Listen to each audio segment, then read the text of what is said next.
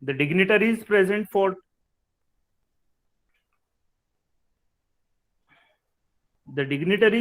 today's international conference are Honorable Jairam Bapu Patil, Chairman, National Institute of Education, Kurundwad; Professor Dr. K.C. Ramotra, former Head of Department Geography, Shivaji University, Kolhapur; Professor Dr. S.D. Shinde, Chairman, Board of Studies in Geography and Geology and Head of Department of Geography, Shivaji University, Kolhapur; Dr. A.H. Nanavre, Professor, Sri Shivaji Mahavidyalaya, Barshi; another dignitary, Dr. Alok Paul, Professor, Department of Geography and Environmental Studies, University of Chittagong, Bangladesh; Dr. Muhammad Yasir, he is from School of Geosciences, Guangdao, China, University of Petroleum, China; Dr. S.B. Gaikwad, Head, Department of Geography, Miraz Mahavidyalaya, Miraz, Board of Studies, he is member of Board of Studies, Shivaji University, Kolhapur; Dr. Ratnaprabha Jadhav, Department of Geography, SNDT Women's University, Pune campus; Dr. M.S. Dabde, Head, Department of Commerce, Sahakar Bhushan S.K. Patil College, Kurundwad; Dr. B.S. Jadhav, Head, Department of Geography, Sri Vijay Singh Yadav College. The chief organizers of today's international conference, is in charge principal of our college, Dr. Y.M. Chavan sir, in charge principal, Sahakar Bhushan S.K. Patil College, Kurundwad. The convener of today's conference, Principal Dr. Professor R.S. Kadam sir, Head, Department of Geography and IQAC Coordinator, Sahakar College, Kurundwad, and co-convener Dr. V.S. Moon, Department of Geography, S.K. Patil College, Kurundwad. Now, I request convener of this international conference,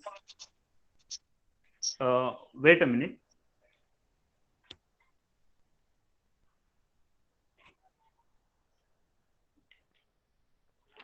So these are the dignitaries present over here for this international conference.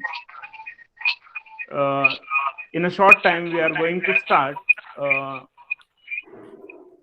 our first plenary session after this inaugural session. Now I would like to request our co-convener of this international conference, Vice Principal of our college, Professor R.S. Kadam sir, Head of Department of Geography, to deliver his welcome speech. Professor Kadam sir, please. Namaskar. Very good morning to one and all present here, and thank you for joining us one day international conference on sustainable development and environmental issue organized by Department of Geography and IQAC, Sahakar Bhushan S.K. Patil College, Kurundwad, applied to Shivaji University, Kolhapur. It's my pleasure to walk you through the conference, introduce you to the speakers and delegates who have come from all over the world today to share their knowledge and enhance our mental horizon. Today's conference has about 390 participants participating from the more than 10 countries across the world, making the conference truly international conference. Organizer of the conference, that is Department of Geography, has a meritorious tradition since last 50 years. Alumni of Geography Department are working in various fields and serving for society and nation. Before it, Geography Department have arranged various university level state level, national level conference in college. The first international conference which geography department have arranged today. Before moving towards conference, then I want to share some information about our college. Sakarabhushan S.K. Patil College, Kurundwad, is established in June 1985. This college is run by National Institute of Education, Kurundwad. The college has become a focal point of education opportunity of all class and communities to the rural area. It has created opportunities of higher education accessible to rural youth and condition of the course in humanities and commerce to ensure total growth and academic development. During the last few years, the college has made a good advanced in academic, sports, NSS, and infrastructural development. The faculty has contributed to the self-learning materials for distance education, active management, participation in the governance and development has resulted in significant improvement in the infrastructure and quality of higher education in our college, which has been successfully functioning on Maharashtra and Karnataka border. Now I am going through theme of conference. Sustainable development is an organized principle for meeting human development goals while simultaneously sustaining the ability of natural system to provide the natural resources and ecosystem service on which the economy and society depend. The desired result is a state of society where living conditions and resources are used to continue to meet human needs without undermining the integrity and sustainability of the natural system. Sustainable development can be defined as development that meets the need of the present without compressing the ability of future generation to meet their own needs. Sustainability goals such as current unlevel sustainable development goals address and the global challenges including poverty, inequality, climate change, environmental degradation, peace and justice. While the modern concept of sustainable development is derived mostly from the 1986, it is also rooted in earlier ideas about sustainable forest management and 20th century environmental concerns. As the concept of sustainable development, it has shifted its focus more towards the economic development, social development, and environmental protection for future generation. The concept of sustainable development has been and still is subject to criticism, including the question of what is to be sustained the sustainable development. It has been agreed that there is no such thing as a sustainable use of non-renewable resources. Since any positive rate of exploitation will eventually leads to the enhanced to earth period stock, this perspective renders the industrial revolution as a whole unsustainable. Now it is a time to welcome and introduce you the honorable speakers and delegates who are present here. Dr. Alak Paul, Professor, Department of Geography and Environmental Studies, University of Chittagong, Bangladesh. Mohammad Yasir, School of Geo Sciences, China University of Petroleum. Dr. K.C. Ramotra, Professor and former Head Department of Geography, Shivaji University, Kolhapur, Maharashtra, India. Professor Dr. S.D. Shinde, Chairman, Board of Studies in Geography and Geology, HOD of Shivaji University, Kolhapur. Dr. A.S. Nanavre, Professor, Shivaji Mahavidyalaya, Barshi. Mr. Jairam Bapu Patil, Chairman, National Institute of Education, Kurundwad. Dr. Y.M. Sawan, in charge Principal, Sakarabhushan S.K. Patil College, Kurundwad. I also welcome all professors, researchers, and students all over the world that joined us. Thank you. Thank you very much.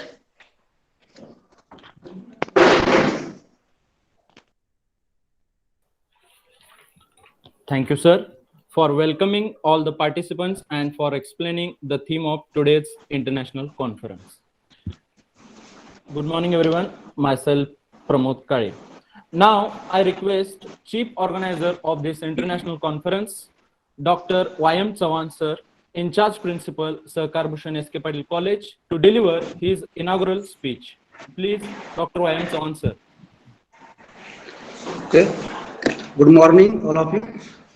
Respected dignitaries, researchers, and scholars, it gives me great pleasure to welcome you all in this one-day online international e-conference on sustainable development and environment issues. Sustainable development is the need of present time not only for the survival of mankind but also for its future protection. Sustainable revolution is the need of the hour and have to take place rapidly and on many different levels. We must ensure clean and hygienic living working condition for the people and must ensure environmental education as a part of school and colleges curriculum. The world has experienced many natural disasters in recent years. Our college and the surrounding area were badly hit by the flood in the recent year. And let's not forget that we are responsible for all these natural disasters. To many young people today are taking the lead in the fight to the save the environmental, and the Greta Thunberg is a good example of it. Our ancestors left a clean and beautiful environment as a great heritage for us, and it is our prime duty to transfer the heritage to our next generation. Development is a necessity, but the balance of nature must be maintained, and with the same objective, today's conference has been organized. Once again, I welcome you all in this conference, and with this I conclude. Thank you. Thank you, sir. You have rightly mentioned the need of sustainable development and also remind us our duties toward the environment. Thank you once again. Now, I request President of today's international conference, Professor Dr. K.C. Ramotra, former Head Department of Geography, Shivaji University, Kolhapur, to deliver his presidential address. Please, K.C. Ramotra, sir.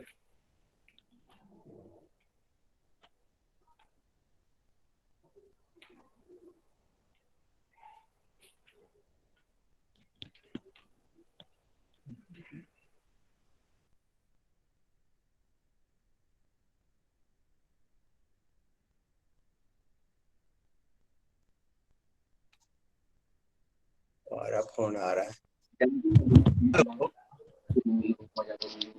Hello hello Yes. Yes.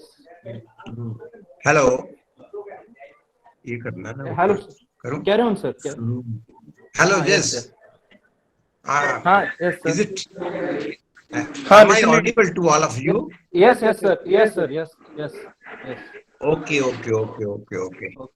So let us start. Sir, you have already given this introduction about this sustainable development, especially this conference, international conference, which is being organized by Sahakar Bhushan S.K. Patil College, Kurundwad, today on 4th October 2021.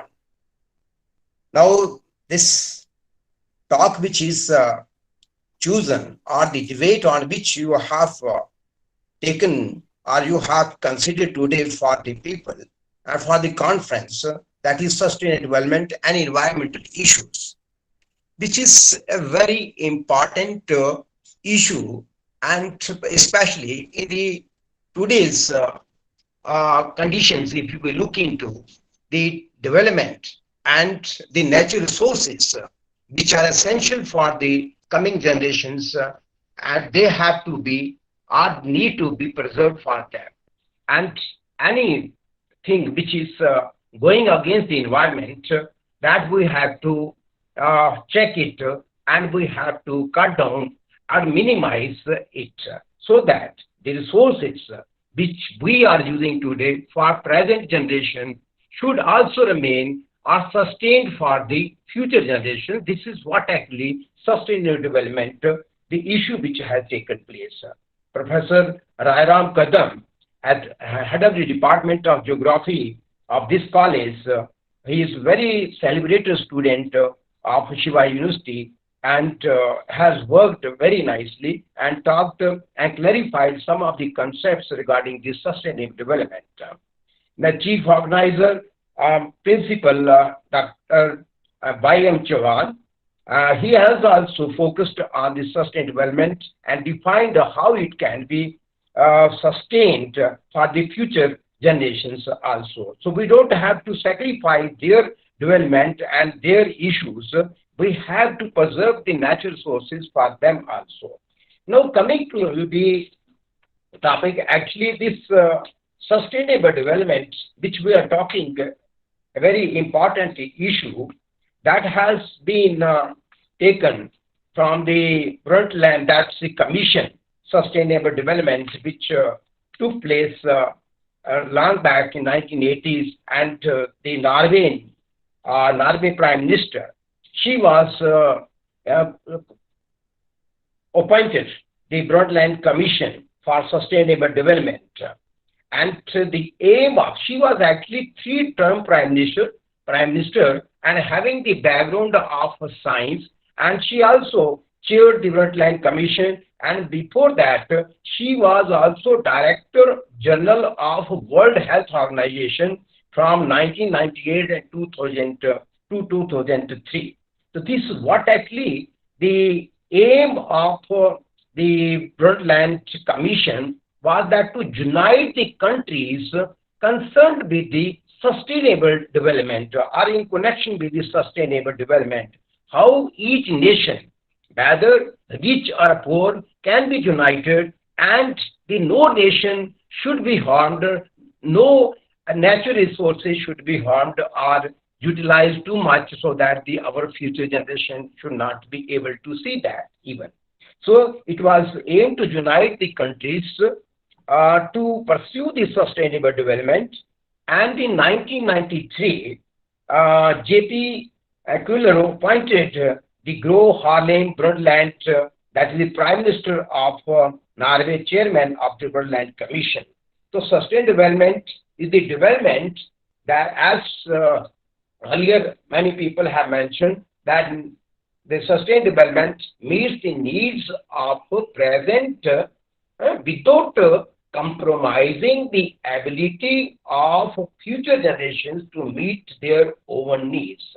So that is, the Commission focused on various issues, particularly population, growth, its development, human needs, particularly literacy, education, food security, loss of species and genetic resources, energy, industry, human settlement, realizing that all these are well connected in relation to the development.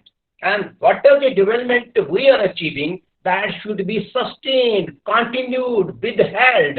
It is not that once it is developed and we will forget about this, and in future we will come down in other way, one way or the other way.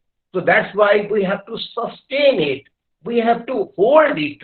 Then we can meet the requirements of the future generation. We can compare with other countries, and we have to focus on the gender issues also. All these, so that has to be considered. Not only this, environmental law also important, and social environment. It is also included social and political atmosphere. Now, looking into the sustainable development, we can find that the issues which we have taken.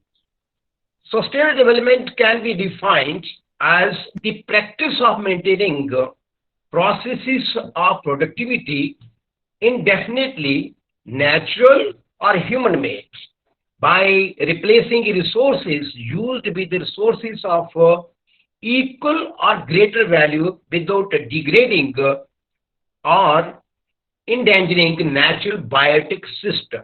So we have to take care of all these issues. In fact, sustainable development has its roots and ideas which we have derived actually since long about sustainable development.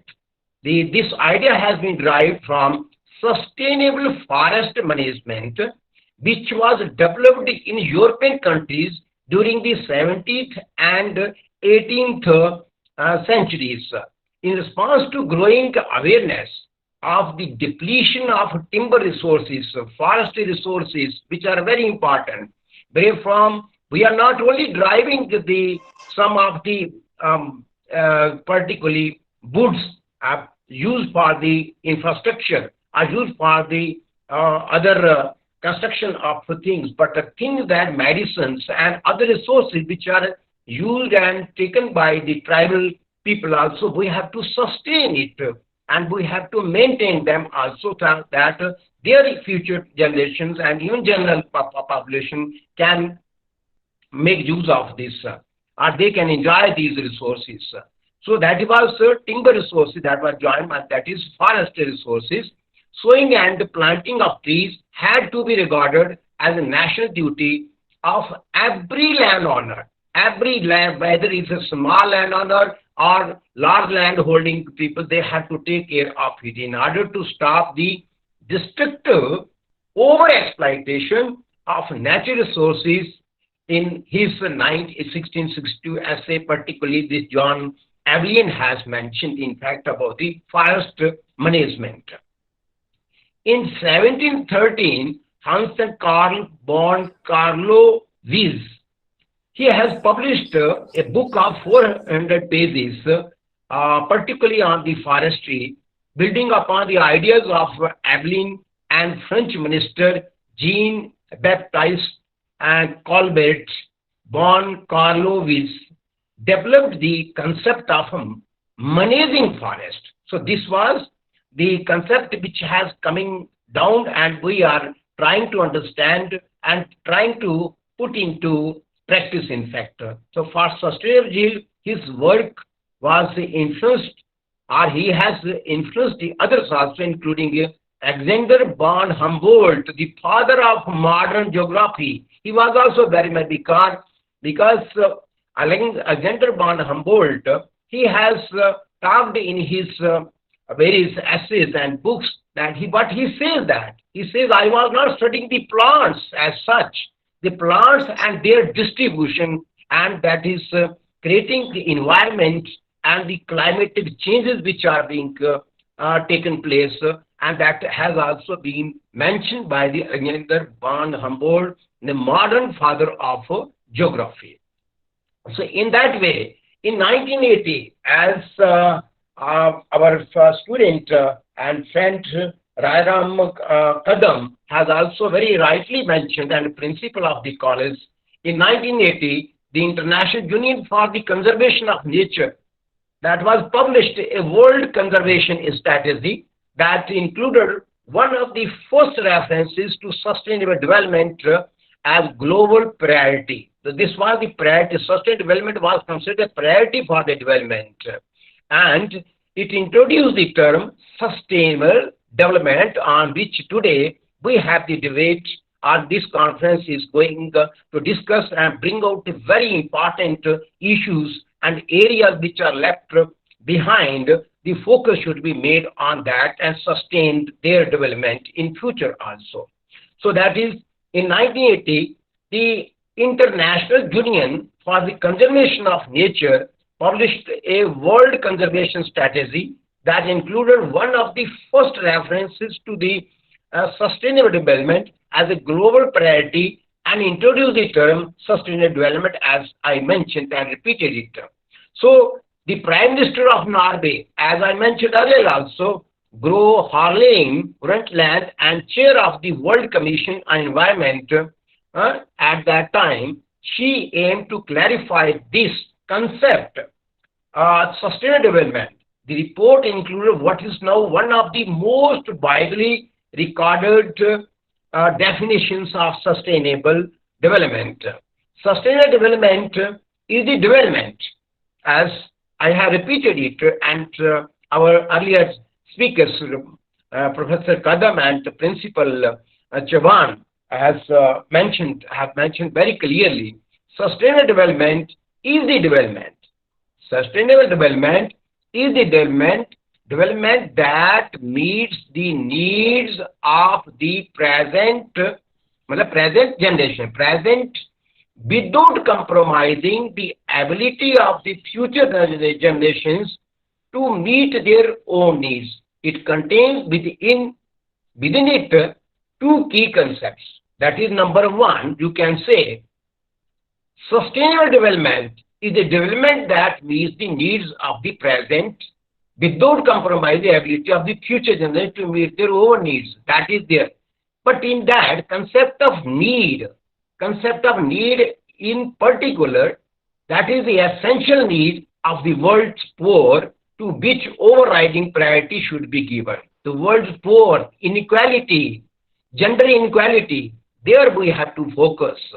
We have to get rid of the poverty, otherwise development cannot be possible. No sustainability is possible until unless inequality is removed in totality, poverty is removed, and the resources are maintained. When people are educated and they are sustaining and know the methodology also, how to sustain and maintain them, then we can go ahead. The idea of limitation was actually imposed by the state, technology, and social organization on the environment's ability to meet present and future needs. So that was then, since Brundtland and the concept of sustainable development has developed beyond the initial intergenerational framework. That is, intergenerational framework where they have to focus more on the goal. What is the goal? Socially inclusive and environmentally sustainable economic growth. We have to select this socially inclusive and environmentally sustainable economic growth. If we will not do this, then our development may be a temporary phenomena, but thereafter we may lose it. In 1992, the UN Conference on Environment and Development published the Earth Charter, which outlines, you can say, the building of the just, sustainable, and peaceful global society in the 21st century, which is going on. Now, that is some of the issues. Now, what is the action plan? Action plan agenda 21 for sustainable development identified information, integration, and participation as key building blocks to help countries achieve development that recognizes these interdependent pillars. So what we have to do in order to be sustainable, to remain sustainable, to hold this sustainable development must combine three main elements. That is, fairness should be there, protection of the environment have to be considered, then economic efficiency we have to adopt. So a sustainable development project must be based on better developed mode of consultation between the community comprised. The success of this story, the success of this policy, that depends on consumers accepting certain constraints and citizens observing certain requirements with regard to transparency and participation.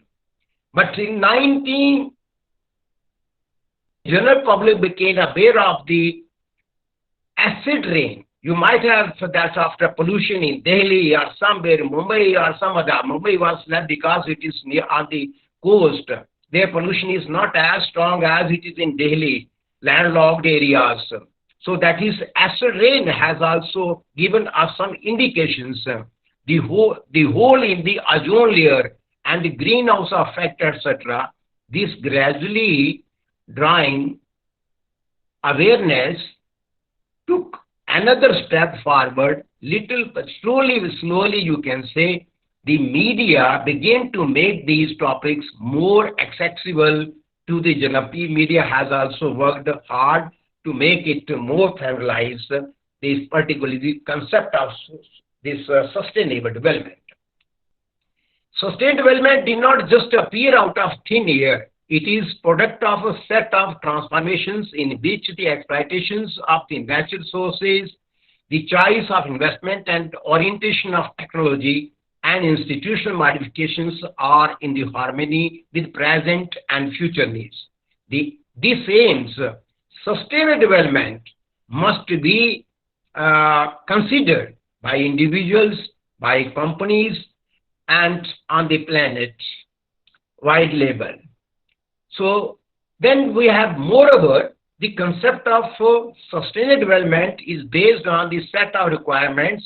It must also allow the basic need of the present and the future generation to be filled with regard to the demographic constraints such as access to water, health, employment, and fight against hunger and murder. Another aim of this type of development is to improve the quality of life, actually. What is the main objective of this? To improve the quality of life, which involves easier access to medical care. People should have access to doctor, medical care. Otherwise, you might have seen the corona, particularly pandemic, that people have they have suffered a lot because of non-availability of the medical care and poor infrastructure in the country as a whole, and in many other countries, even the developed countries, their infrastructure, what they have developed, that could not meet the needs of the present situation of, for example, United States of America. A large number of people died there, more than India even. We are in the developing country. But we have an infrastructure and our people are better and they are strongly infected to bear all this infection. Therefore, our even traditional medicine and the traditional methods have also worked to some extent in some areas. So in addition, the respect for rights and freedoms of the promotion of new forms of renewable energy, wind energy, solar energy, like this, and you can say geothermal power even, are some of the important aspects of sustainable development. If you take the wind energy, we are just second after Kerala, but we have in Maharashtra is second, but distantly we are second in fact.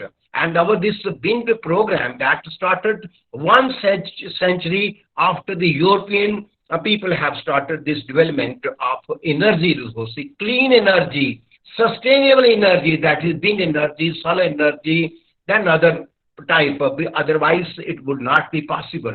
Today you might have seen or reading in the papers also, Times of India, Hindu, that China is having the major problem today of this energy, electricity, and they have declared that one should not boil the water even for bathing.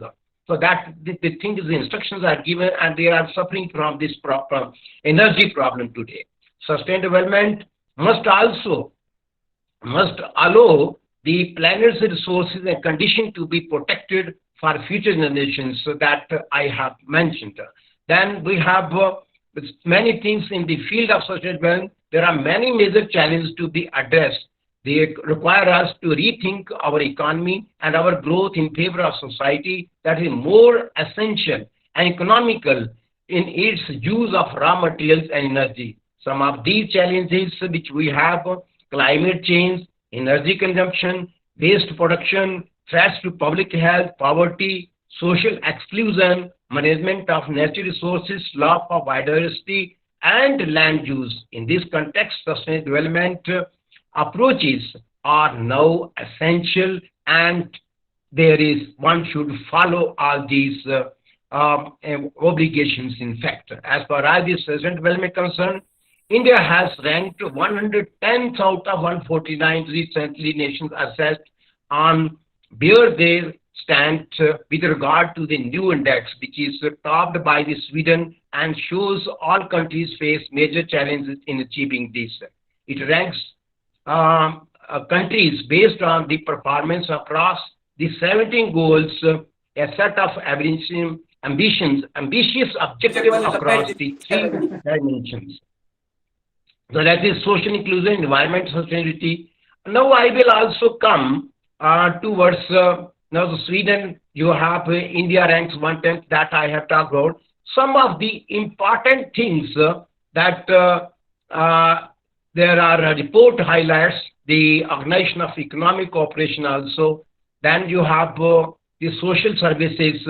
Latin America, Caribbean level of inequality is among the most pressing issue there itself. So that's Saharan countries problem, the hunger problem. Now I am coming, I will take just 3-4 minutes that index, our country has also developed the index of this sustainable development. Niti Jog, National Institution for Transformation of India, they have also produced Generator 1 report, especially sustainable development, particularly in 2021. And sustainable development goals actually up to 2021. And this is actually 2015 to 2030. So Kerala in this, according to this report, today's report, I am talking about which was to be produced before 3-4 months, but because of Corona and this elections in 3, 4, 5 states, that is West Bengal, Assam, and other Kerala. The Kerala retains, now, according to this index, Sustainable Development Goals 2021, Kerala has topped the rank in Niti Azog's SDG India Index 2020. Kerala on the top of Sustainable Development Goals. India's overall score on SDG has been improved marginally by 6 points from 60 in 2019 to 66 in 2021. Now, this SDG, that is the Sustainable Development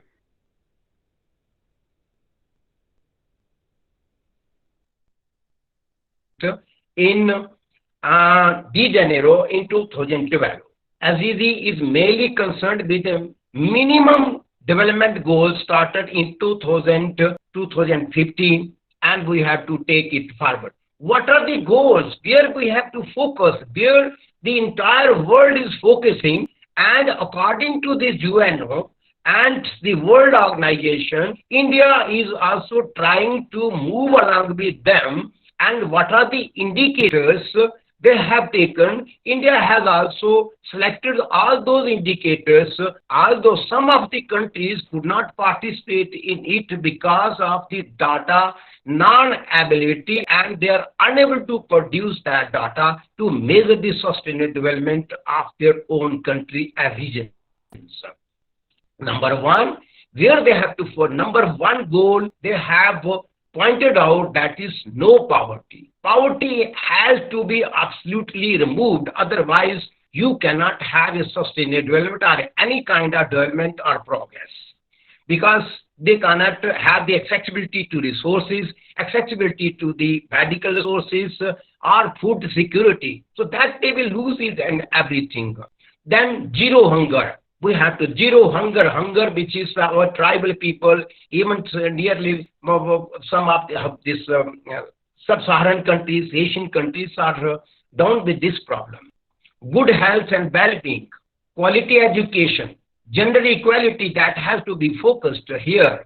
The employment opportunities in politics also, their parties in decision making that needs. Therefore, it is actually matriarchy society in Kerala, where the decision are being taken by the women also, and therefore they are on the top today, Kerala state. Even northeast states also, to some extent, they are matriarchy, having matriarchy system.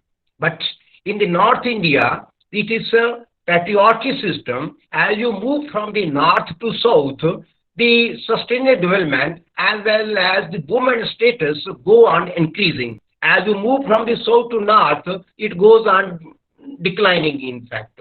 So this is actually the correlation. If you divide the country, North India, South India, you will find that this kind of disparity, inequality, and gap in India itself. Then you have clean water and sanitation. That has become a very important issue these days, and the green land also, clean water and sanitation. Affordable and clean energy, this gas and the CNG bagara, that's etc. All these things, decent work and economic growth. Then industry and its infrastructure, road connectivity, railway, aeroplane, the connectivity, that's a transport connectivity. Then this social connectivity, reduced inequalities. We have to reduce the inequalities between the higher income, low income, SC/ST, and between the general and SC/ST population. Then we have the responsible, sustainable cities and communities, responsible consumption and production, climate action, life below water, life even on water, peace, justice, strong institutions participating, all these. Now, in this case, the methodology which has been developed and accepted by the Niti Aayog methodology, they have taken 115 indicators for selecting selected indicators for computing the composite index.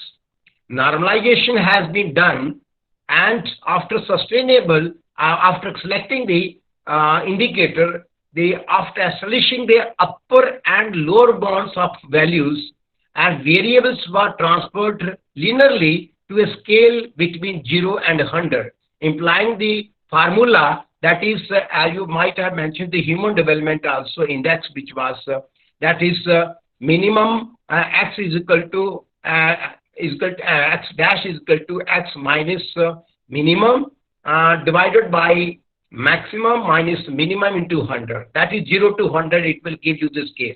So Niti Aayog first edition of SD, which was produced in December 2018, and the second edition was in 2019. The third edition of 2021 was a bit late due to elections in Tamil Nadu, as I mentioned, Tamil Nadu, Kerala, West Bengal, Assam, and Puducherry. 2018-19 SD report concerned with 13 goals, 39 targets, and 62 indicators. 2019-20 SDG report, 17 goals included, 54 targets, and 115 indicators. Now in 2020-21, Sustainable Development Goals report, 17 goals, 70 targets, and 115 indicators they have chosen. So according to these indicators which they have focused and selected, they are now, according to that, Kerala, what are the top performing states in the country in 2019? Kerala, Himachal Pradesh, Tamil Nadu, and Telangana, they have achieved the SDG.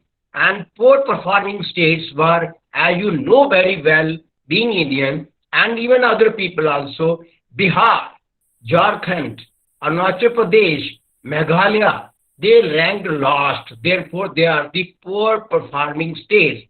Although Nitish, as Chief Minister, has tried his level best, but it has just come out from 50 point to 53 or so, not even 55. So that is a little bit, but the status of Bihar, that is the lowest one in terms of its performance in sustainable development. Then the 12 states on SDG index of what are the 12 states which are topmost states in terms of sustainable development goals in 2021. Niti Aayog has declared just 2-3 days back, a few days back, that is state Kerala has scored that had topped the rank, that is scored 70 points out of 100. Then immediately followed by Himachal Pradesh, that is mountainous state, hilly area, they have got 69 points. Andhra 67. Then we have Tamil Nadu 67, Telangana 67, Karnataka 67, Goa 65, Sikkim 65, Gujarat 64, Maharashtra is also 64 for your kind information. Uttarakhand 64, Punjab 62, which is economically most developed Haryana and this Punjab.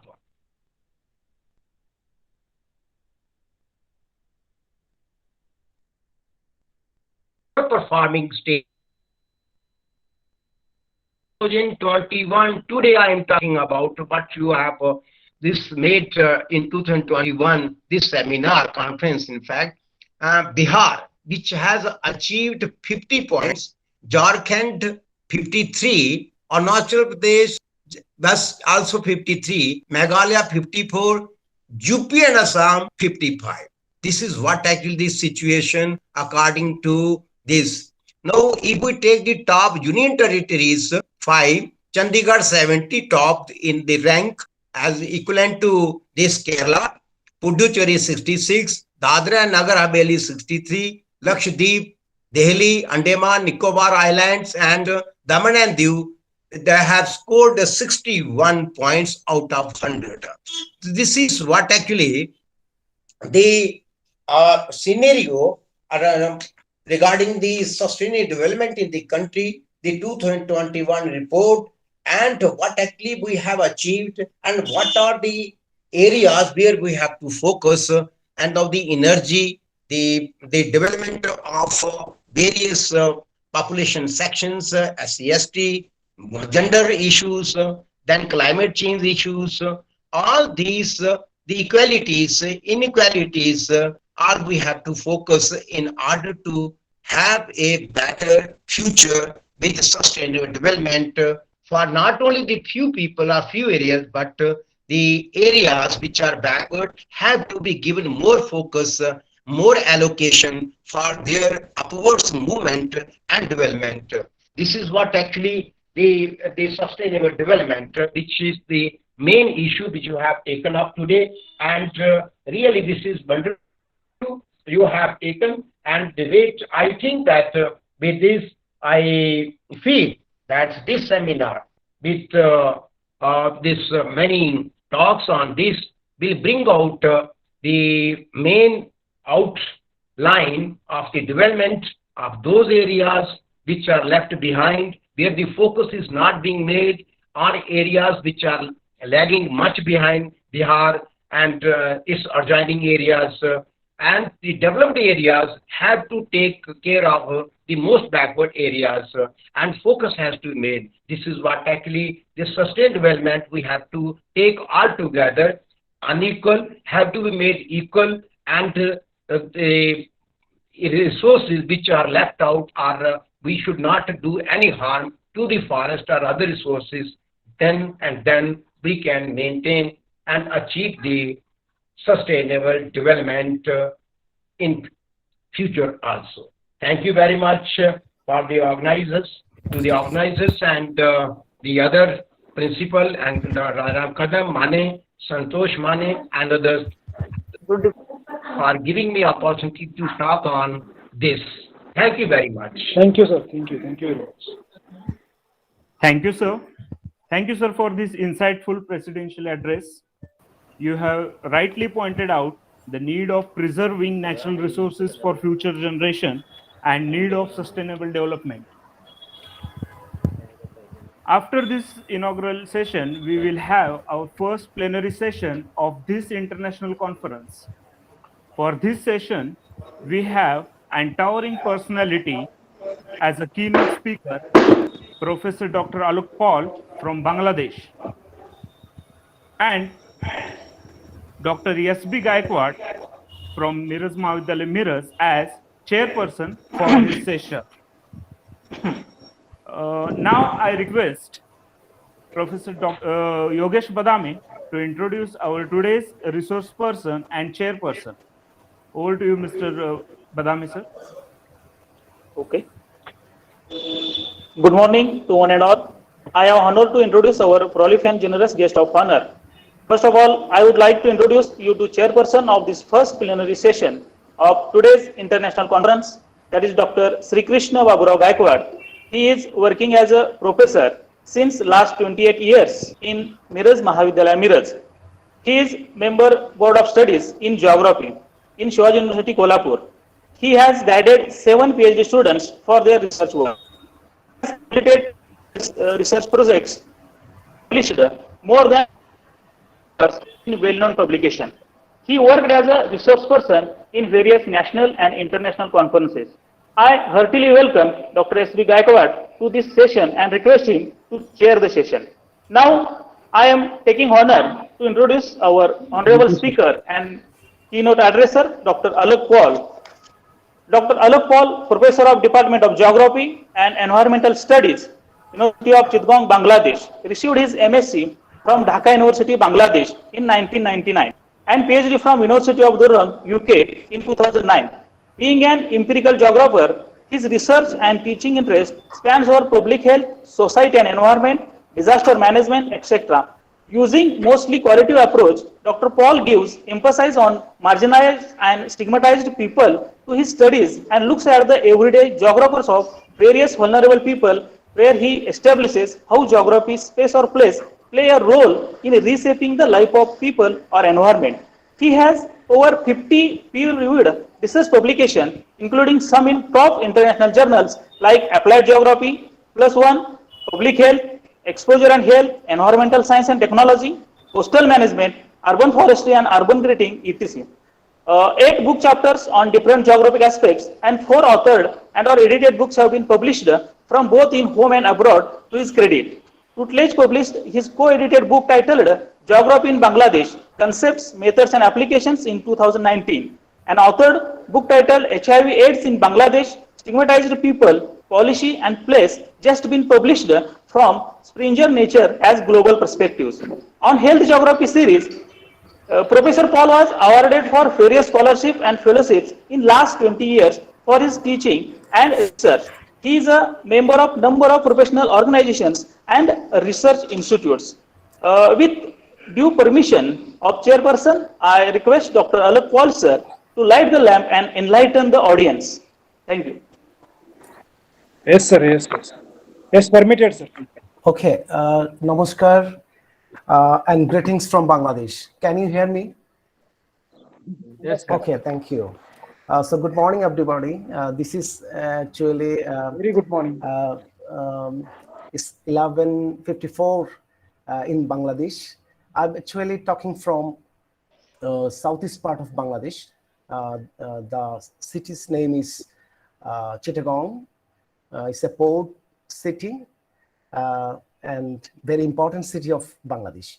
So being a neighboring citizen of India from Bangladesh, actually, I'm very pleased to be here in this virtual conference organized by National Institute of Education, SK Patil College, Kurundwad, Maharashtra, India.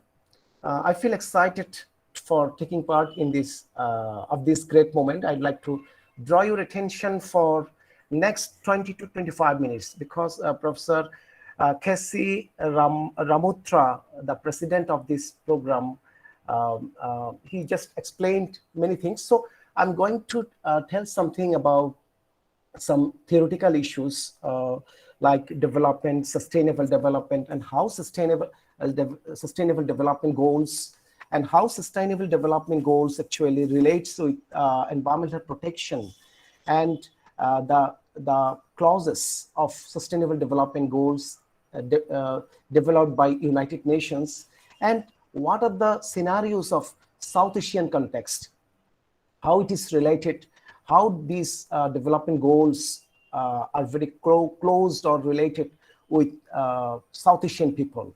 So today I'm going to talk about sustainable development and environmental issues. Before going to sustainable development goal, we have to know about what is development. So I'm not going to take lots of time. Just I am to finish because Professor K.C. Ramutra already mentioned many things. So development is a process that creates growth, brings in progress and positive change. The progress can be in physical, economic, environmental, social, and demographic components. So, however, in the simplest terms, development is a process rather than an outcome.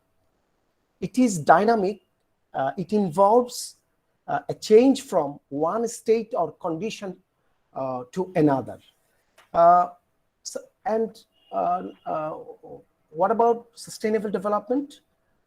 Sustainable development means the development that meets the needs of the present without compromising the ability of future generations to meet their own needs. Sustainable development is defined as an approach to developing or growing by using resources, especially natural resources, in a way that allows for them to renew or continue to exist for others, using recycled materials or renewable resources when building as an example of sustainable development. So we can think of some examples of sustainable development.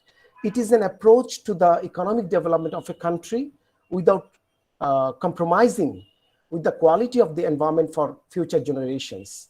So we can think of some examples of sustainable development, like solar energy, which is very demanding, or which is very useful for South Asian region nowadays. The greatest advantage of solar energy are that it is completely free and available in a limitless supply.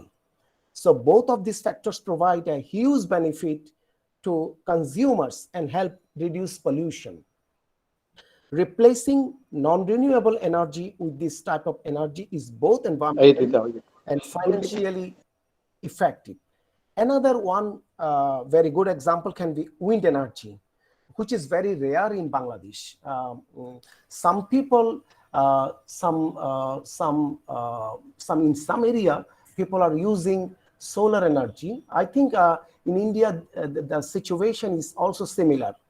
So, but in wind energy, I actually noticed a lot of windmills in Europe. So they are actually accelerating this process. But in South Asia, this is very rare.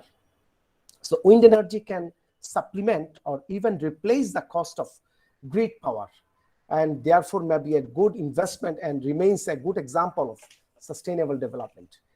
Crop rotation is another effective example of sustainable development. This farming practice, cultivation practice, is beneficial in several ways, most notably because it is chemical free. So environmentally, this is very suitable. So crop rotation has been proven to maximize the growth potential of land. In geography, actually, when we read about resource management or carrying capacity or land utilization, so crop rotation is very important topic.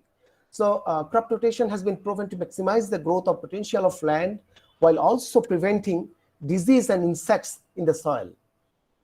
Not only can this form of development benefit commercial farmers, but it can also aid those who garden at home.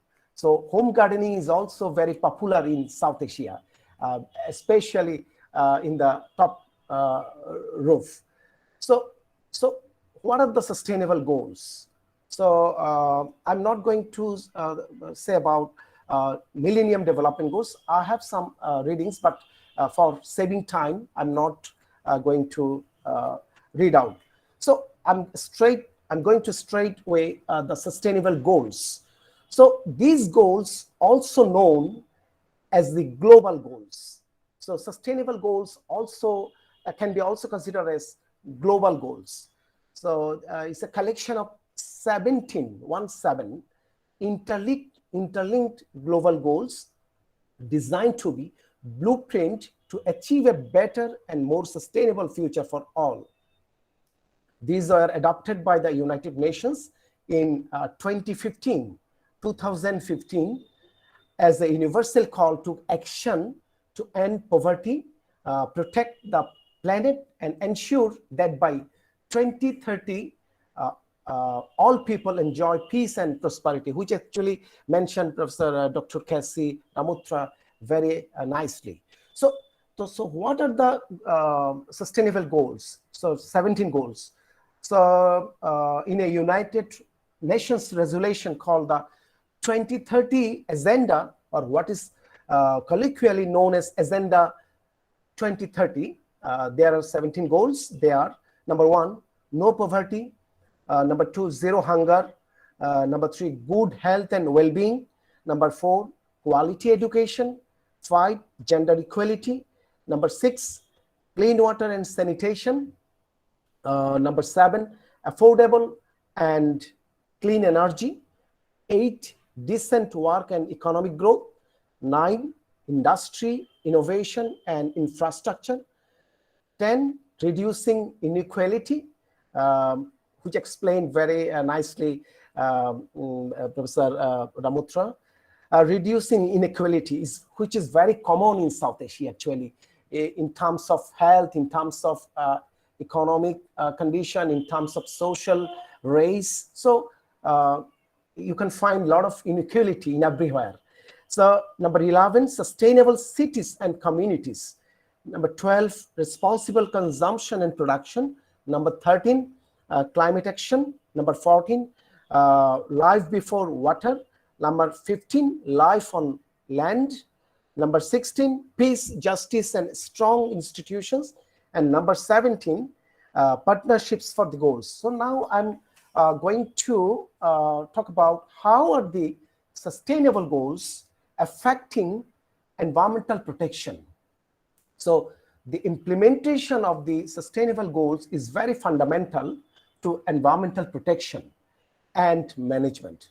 The preamble of the Sustainable Development Goals document actually states that, quote unquote, all countries and all stakeholders acting in collaborative partnerships will implement the plan.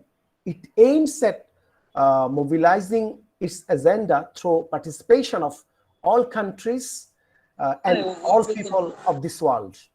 So as the quote unquote, the SDGs declared to embark on a cohesive journey, ensuring that they are not meet for all segments of the society. Through the document, the SDGs envisages a world that is just, equitable, tolerant, open, and socially inclusive, which is quite absent in some countries of the world. They also reaffirmed the Rio Declaration, Rio Declaration, Environmental Summit on Environment and Development. So let us have a look at the SDGs a little bit. SDGs 7, I'm not going to talk about the all SDGs, which is actually related to environment. I will talk about that. SDG 7, ensure access to affordable, reliable, sustainable, and modern energy for all. So the goal has 5 targets to be achieved by 2030. So this is 2019. So we have just 11 years. 11 years. We have just 11 years to meet the goals. These targets include access to affordable and reliable energy while increasing the share of renewable energy in the global energy mix. These would involve improving energy efficiency and enhancing international cooperation to facilitate more open access to clean energy technology and more investment in clean energy infrastructure. Plans call for particular attention to infrastructure support for the least developed countries, small islands, and landlocked developing countries. We have so many landlocked countries in this world, like Nepal, Afghanistan, and some countries in Africa. So for energy context, we have a lot of limitations in South Asia. If we consider India, if we consider Bangladesh, you can find a lot of coal-based energy system. You can see a lot of coal-based energy systems, which are actually high polluting, they are actually producing high level of pollution. So lot of coal industries means lot of pollution.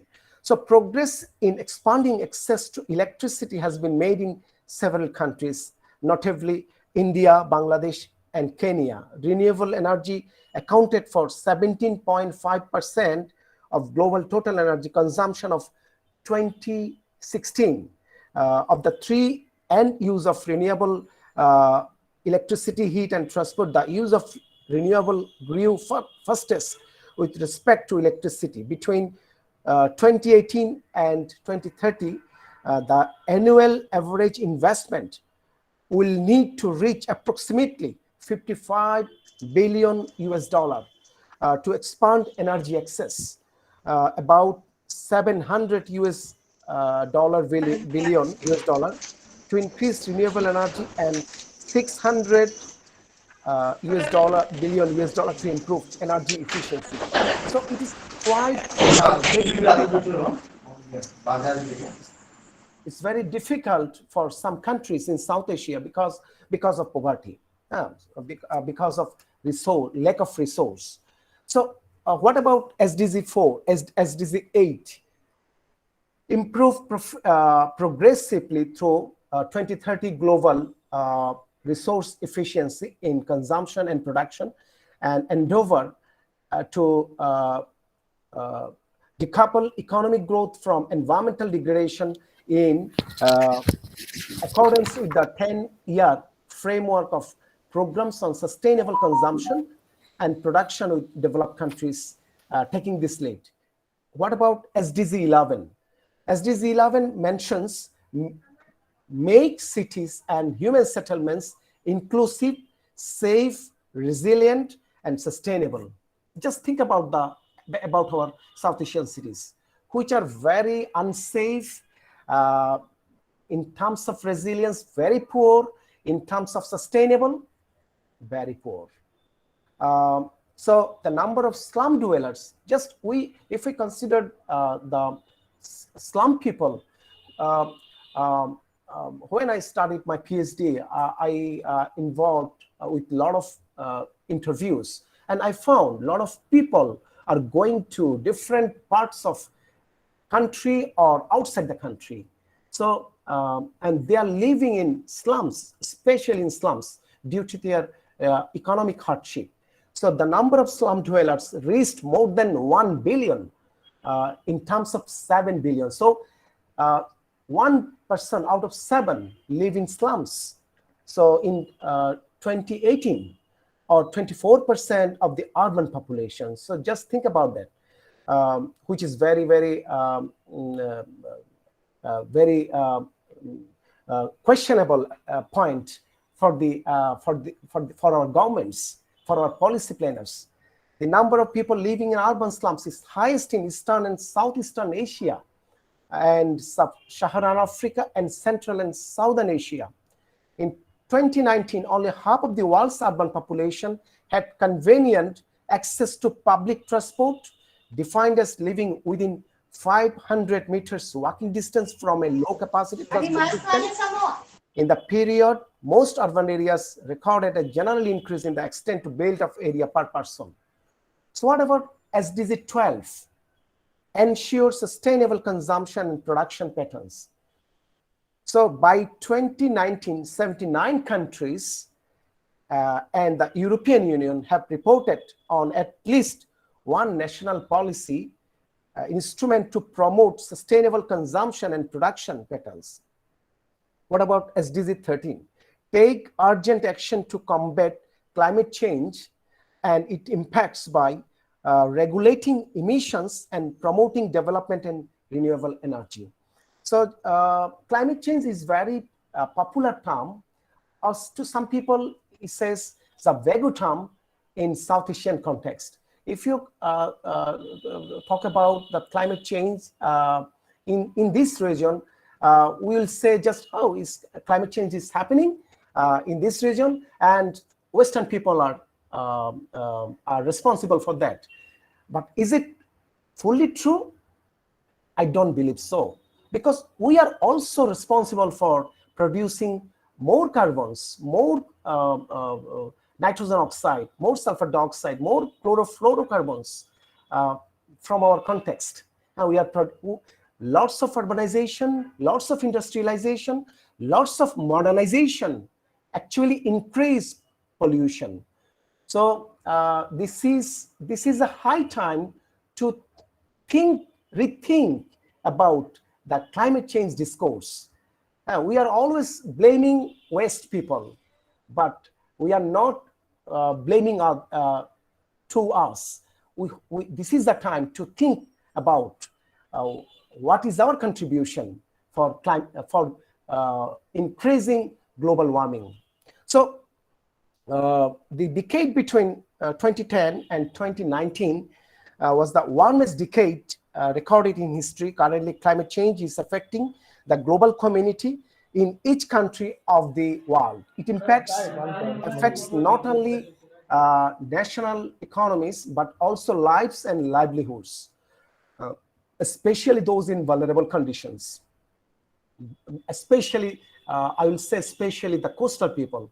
I had visited Tamil Nadu in 2005 in a conference after the tsunami. So I have noticed what a catastrophic situation it was, and I have been traveling in the coastal parts of Bangladesh for several times, and I have seen that the coastal. What about the vulnerable conditions of coastal people in the coastal region due to various disastrous phenomenon? So it impacts. Impact affects not only national economies. By 2018, climate change continued exacerbating the frequency of natural disasters such as massive wildfires, droughts, hurricanes, and floods, affecting more than 39 million of people. Andhra Pradesh, Tamil Nadu, Orissa, West Bengal, and the whole coastal part of Bangladesh is very vulnerable to cyclones. And some parts of India is very vulnerable to tsunami, which actually experienced in 2004. So, and many parts of Indian state like Rajasthan, Gujarat, or some other parts are very, very prone to drought. So, and many parts of Indian state and Bangladesh, Pakistan, so they are vulnerable to natural floods.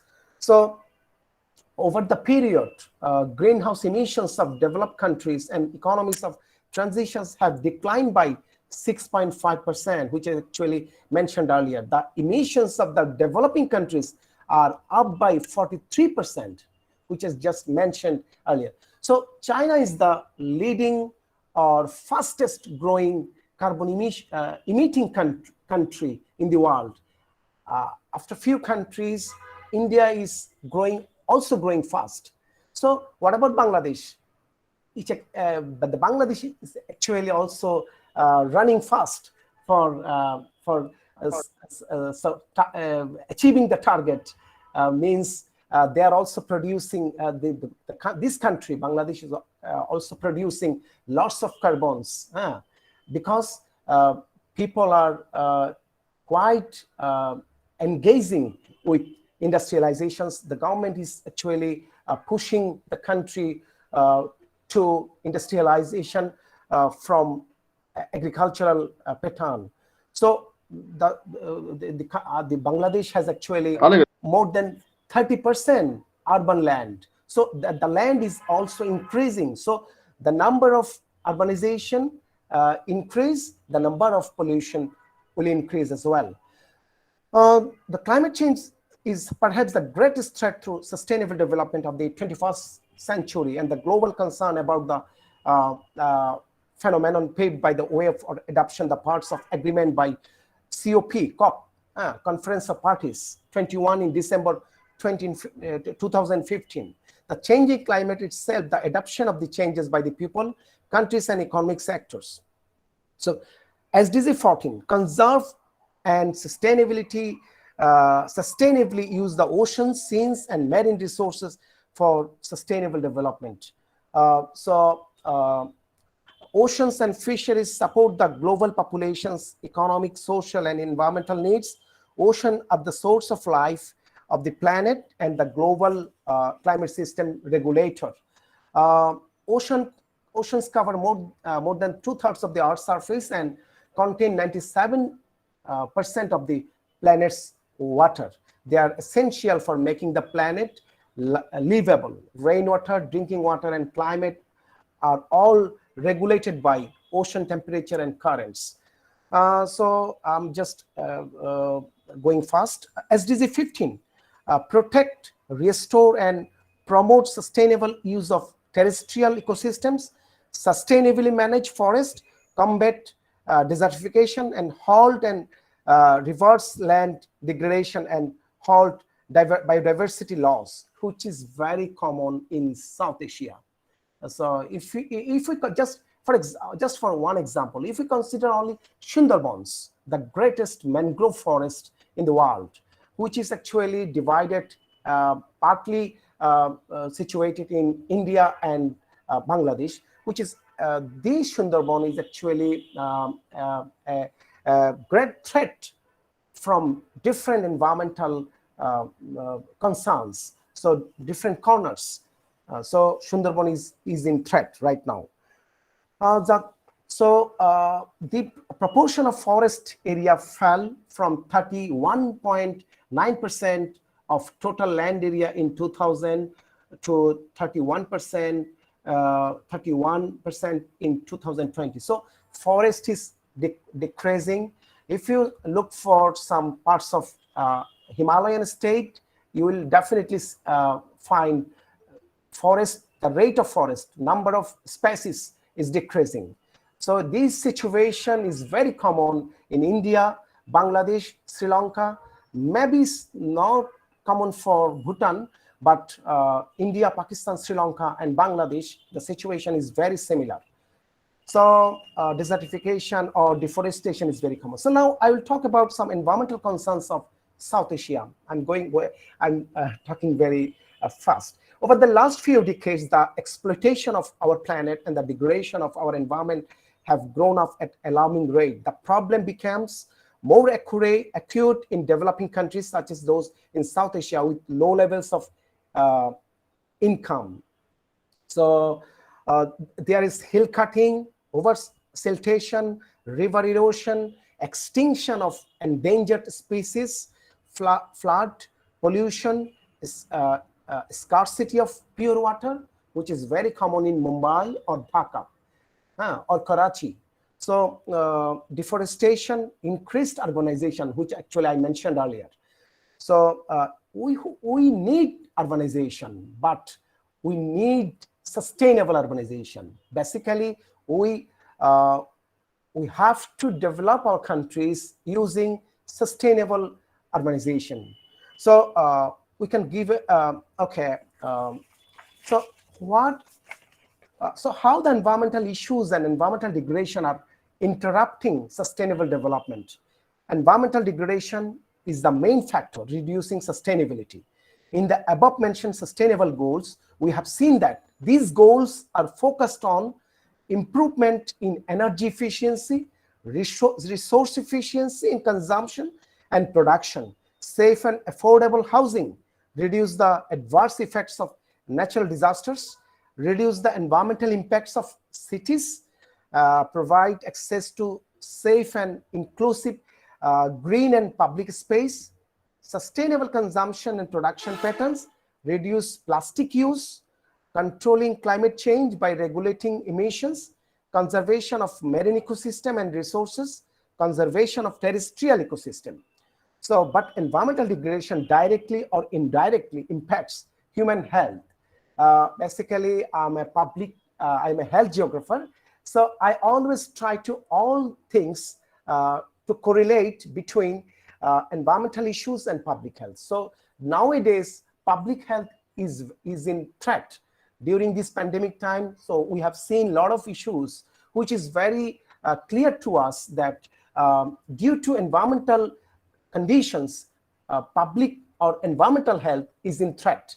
So, so finally, what should we do to achieve the goals? So what are the recommendations? I will take just a few minutes. First of all, we need to spread social awareness. So social awareness must.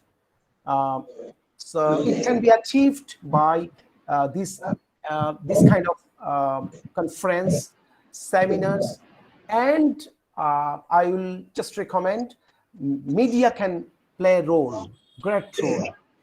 So number two, action must be taken against the backdrop of serious inequalities and their impact on the environment.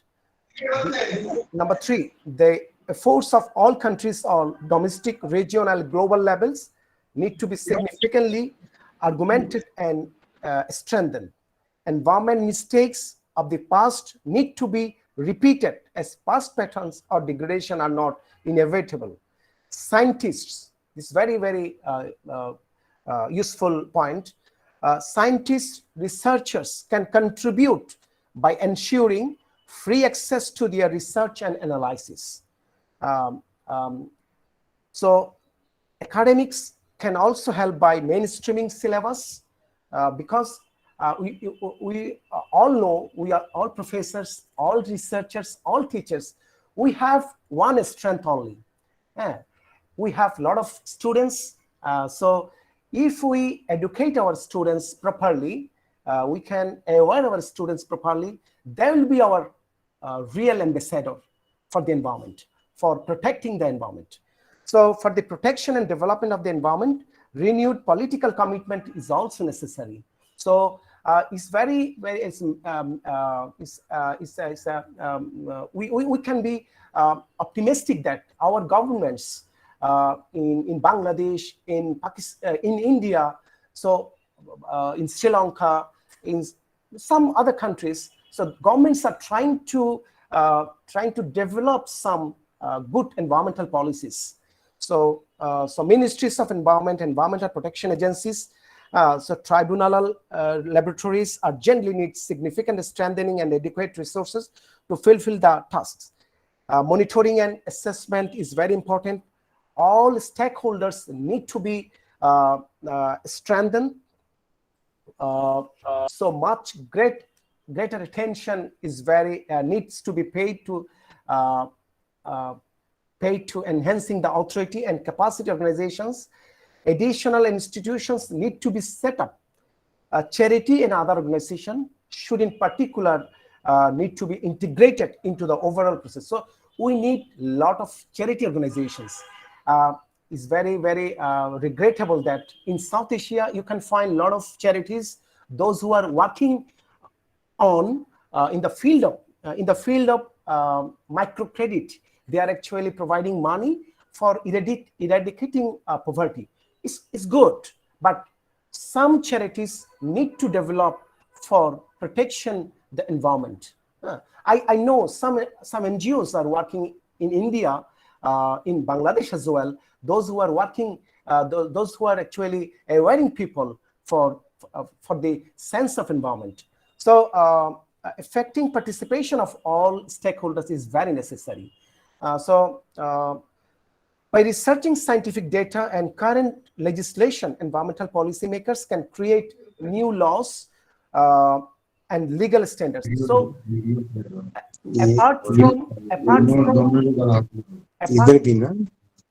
apart from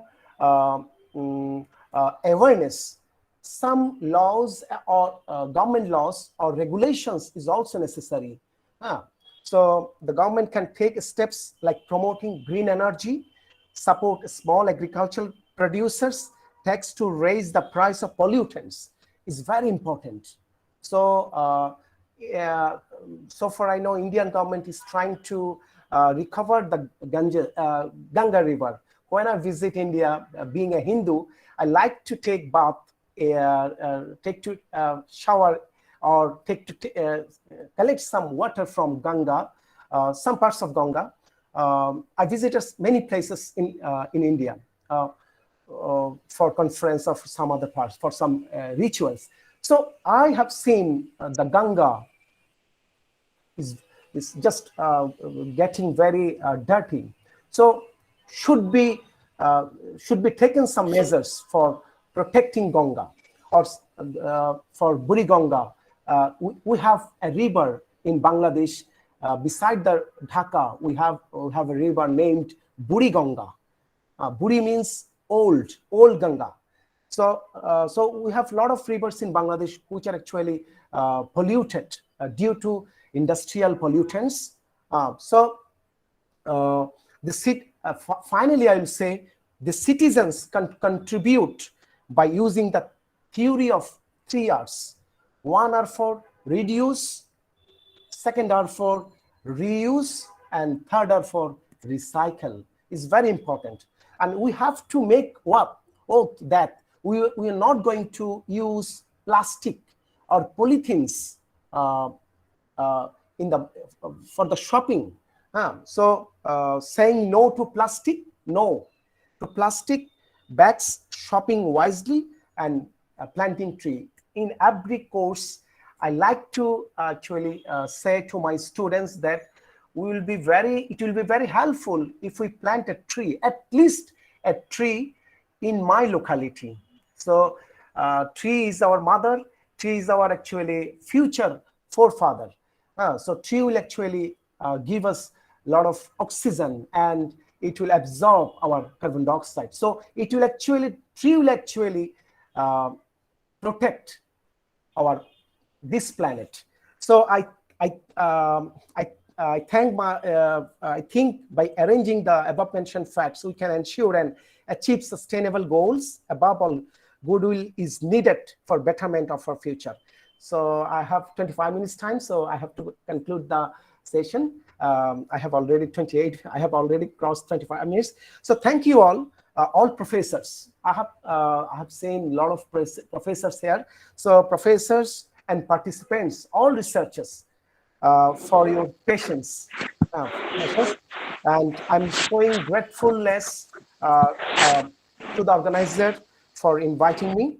So wish you all a good day and stay safe in this pandemic.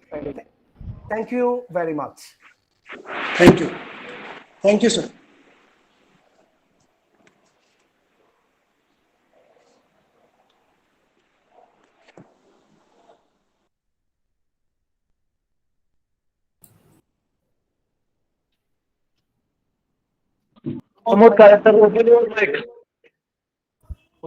Okay. Thank you, sir.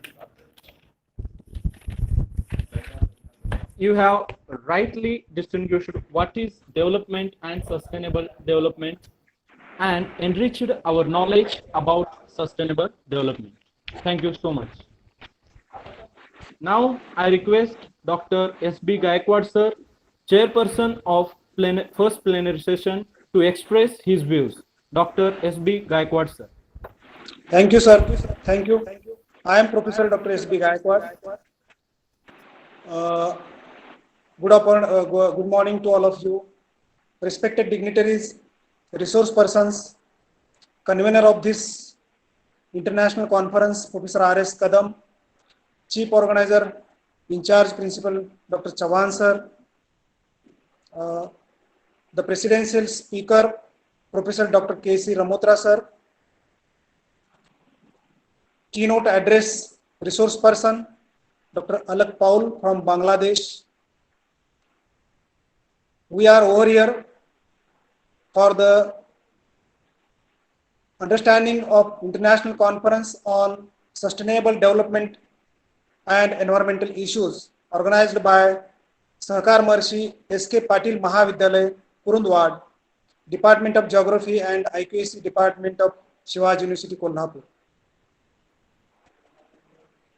In his presidential speech, Professor Dr. K.C. Ramotra had said the concept of sustainability, then development concept, then sustainable development concept. He has given various examples for the sustainable development. Various various commissions, time to time, how the sustainable development policies has changed. He has clearly the concept of environment. He has given an examples of policy of Norway president who has implemented in that country with various current reports. That is the Kerala is high index sustainable development is observed in our country. He has also the use of Niti Aayog Commission's report, who has applied in Tamil Nadu, Kerala, West Bengal, etc. He has also tell us regarding the sustainable development goals, how to plan the hilly, plateau and plain area. In plenary session 1, Dr. Alak Paul from Bangladesh, he has clearly says the concept of development, sustainable development and environment with various examples, that is the solar energy, how to use the solar energy, how to very fruitful to solar energy, wind energy, then the home gardening, green energy, then the consumptions of the energy. He has explained the sustainable development goals. He told us environmental development and sustainable development. He focused on environmental policies, world policies. He strictly noticed us, don't use the plastic. And nowadays, regarding my opinion, the population pressure is affected on the surface of the earth. Many problems like pollution, lack of sustainable human being, etc. are observed in the surface of the world. Who is responsible for that? We peoples are responsible. Corona has learned much more regarding that. How naturally living, how the naturally living. Live much more in the natural pace, nature, how clean the all types of environment. The number of peoples, that is the more than 90% peoples are living under the pressure, under the stress. What is the reason behind that? Unsustainable development is the main reason behind that. In short, if you want to live healthy and sustainable human being, you must live in the nature. Don't go behind the property, store the property, live in nature, clean and conserve of our nature or environment. Just we have celebrated the an anniversary of Mahatma Gandhi, and he says, go to village and develop them. With this word, I conclude my speech, and I thanks to organizers for giving an opportunity to me for the speak in this session. Thanks to all. Thank you. Thank you, sir. Thank you, sir. You have very appropriately presented the key points of presidential speech as well as of keynote address, and also mentioned how increasing population causing serious issues. Thank you so much, sir. Now I request Dr. A.M. More, sir, to propose vote of thanks of this first plenary session. Dr. A.M. More, sir.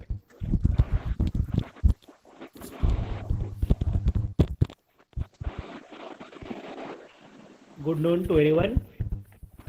I am here to express my vote of thanks of this first plenary session of this international conference, Sustainable Development and Environmental Issues.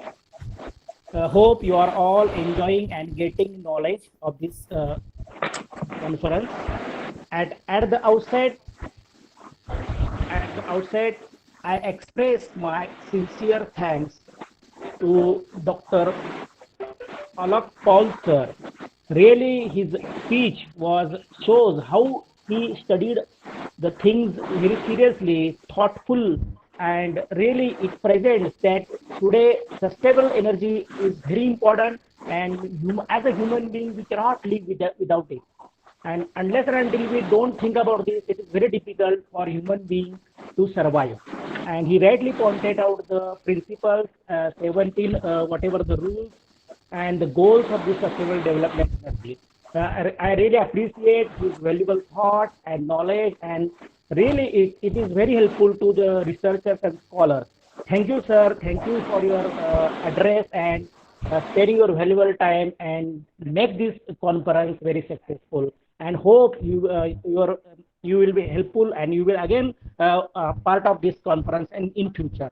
I express that you will support in future also. Thank you, sir.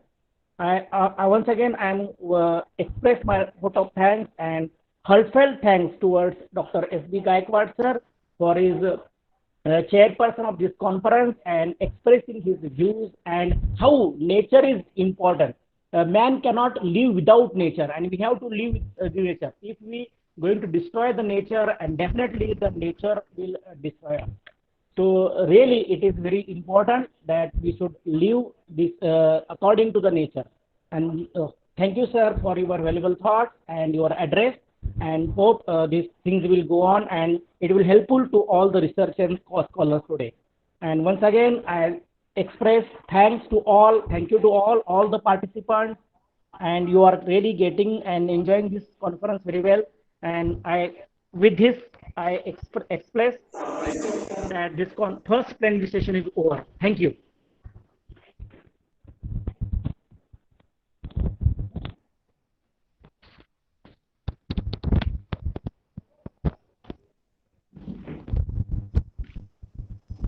Thank you, sir.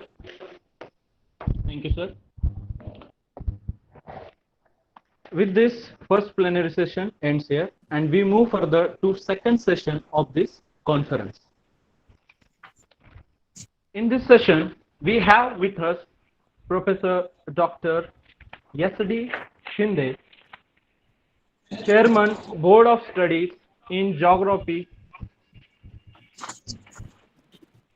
Professor S.D. Shinde, Chairman, Board of Studies in Geography and Geology and Head, Department of Geography, Shivaji University, Kolhapur, as a resource person. And for this session, we have Dr. Ratnaprabha Jadhav as a chairperson, Head, Department of Geography. Now, I request Dr. S.V. Kotawade, Madam, to introduce our resource person and chairperson of this second plenary session. Please, ma'am. Okay. Good afternoon, all of you, respected dignitaries, and myself, I am Shraddha, here to introduce Professor Dr. Sampath and chairperson of this Ratnaprabha Jadhav. Professor Dr. Sampath, the chairman of Geography and Kolhapur.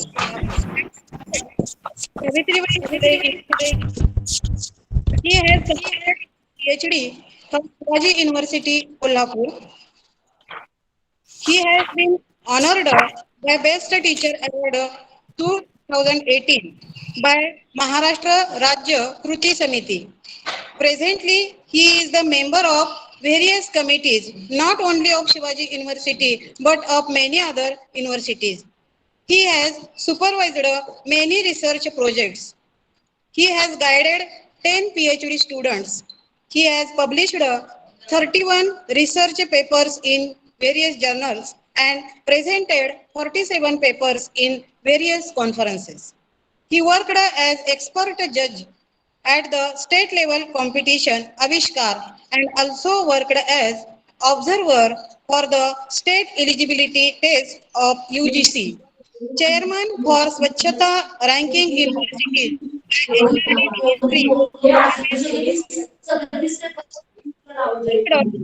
as in various personalities with us for today's conference. Next, our chairperson for this session is Dr. Ratnaprabha Jadhav, ma'am. She is Associate Professor, Department of Geography, SNDT Women's University, Pune campus. Her specialization is in economic geography. She has 19 years of UG experience and 6 years of PG experience. She has carried many research activities as well as completed many projects. She has guided higher PhD students. She received a sponsorship for the research paper from Savitribai Phule University. She has presented research papers in Krakow, Poland and Bhutan. She has attended many national as well as international conferences and presented papers.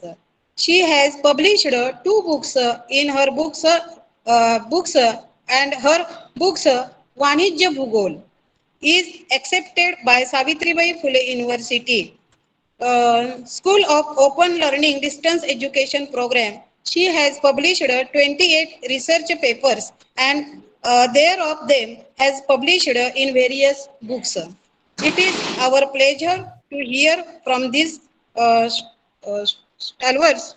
I once again welcome both of them in this international conference and I conclude here. Thank you. Thank you. Thank you, madam. Now the time has come to listen our resource person of this session, Dr. S.D. Shinde. I request Dr. S.D. Shinde to deliver his keynote address. Dr. Shinde, sir, please.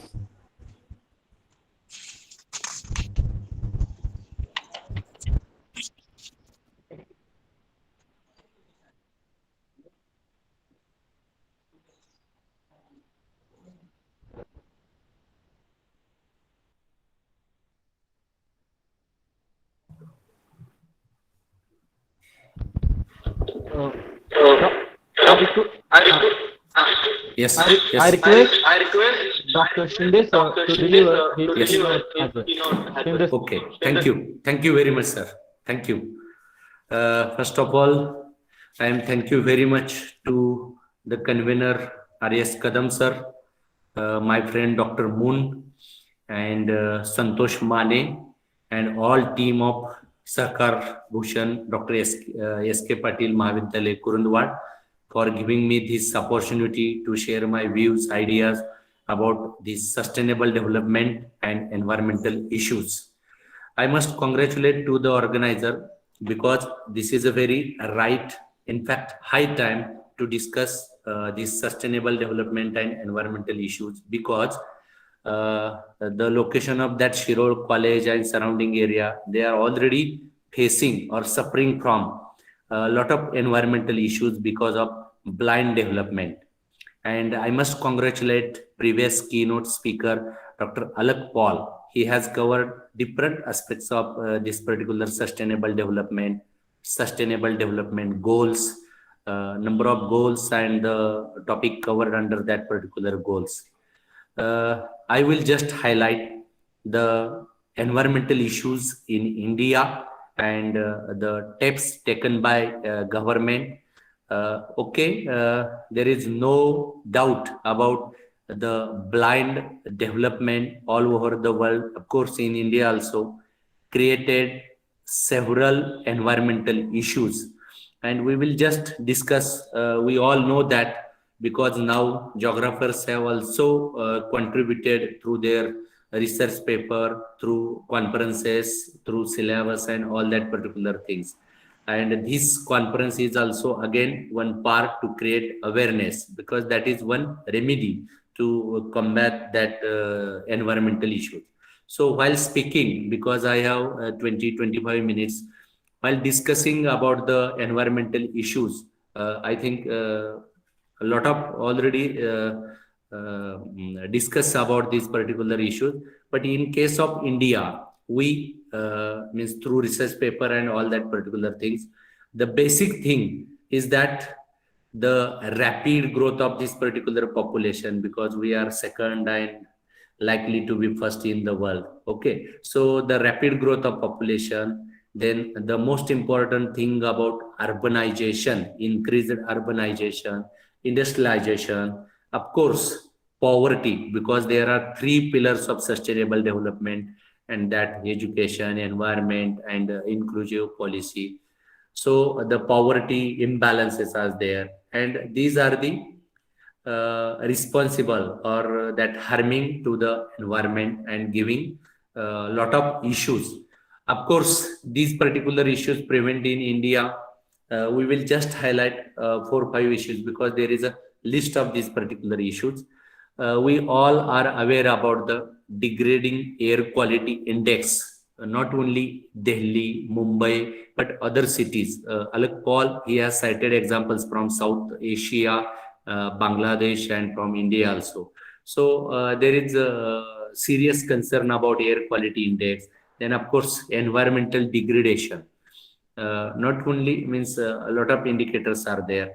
Loss of this biodiversity.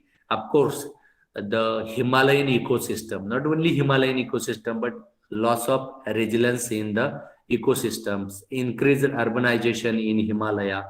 Of course, the biggest part, that is the solid waste management.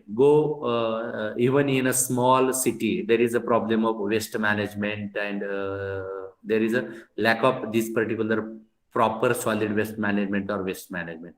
And overall, the serious concern about the depletion of resources, including all the resources, but most important, that land, air, and water, and the serious concern about the growing water scarcity. We heard about Chennai, we heard about Ahmedabad, Surat, even Delhi. They are marching towards zero water level, isn't it? So the serious concern about that particular, and there are much more issues, environmental issues, because of such a blind development. Development is necessary. We cannot stop whole development, but we should think from the viewpoint of next generation. And I think SB Gaikwad also rightly pointed out that, and I will also discuss. Okay, for this there is a alternative, there is a remedy. Lot of works like Alok Paul sir discussed, like NGOs, international efforts, international organization, governments, they are also doing efforts in this particular. While speaking about international, these particular remedies like sustainable development goals, millennium development goals, through that, then they are providing funding. There are certain NGOs here in India also. And the serious thought about these particular issues, I have a lot of data about the environmental pollution, pollution of rivers, and of course, the biggest threat to the sustainability, biggest challenge to this particular, of course, achieving sustainable development or sustainable development itself is a big challenge. But along that particular, there is a biggest threat, that is a climate change, global warming, and sir nicely cited with the help of these particular examples.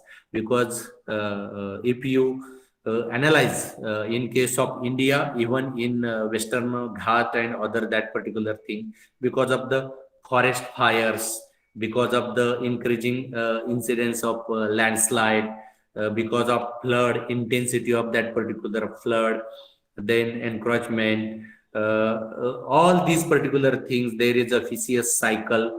Development, blind development, it creates different kinds of environmental issues. Again, it affects the environment. So this particular cycle, we need to analyze, we need to measure. And one important thing in case of sustainable development, there is a problem to measurement, means indicators. Already UNICEF and recent IPCC report, they have also declared the data and other that particular things. But there is a problem, of course, in developing and developed countries also, for the data, indicators, and measurement. So we have to think as a researcher, as a teacher, as a educator, to think about this particular development and its effects on or its environmental issues arising from that particular development, and then we will discuss about the remedies.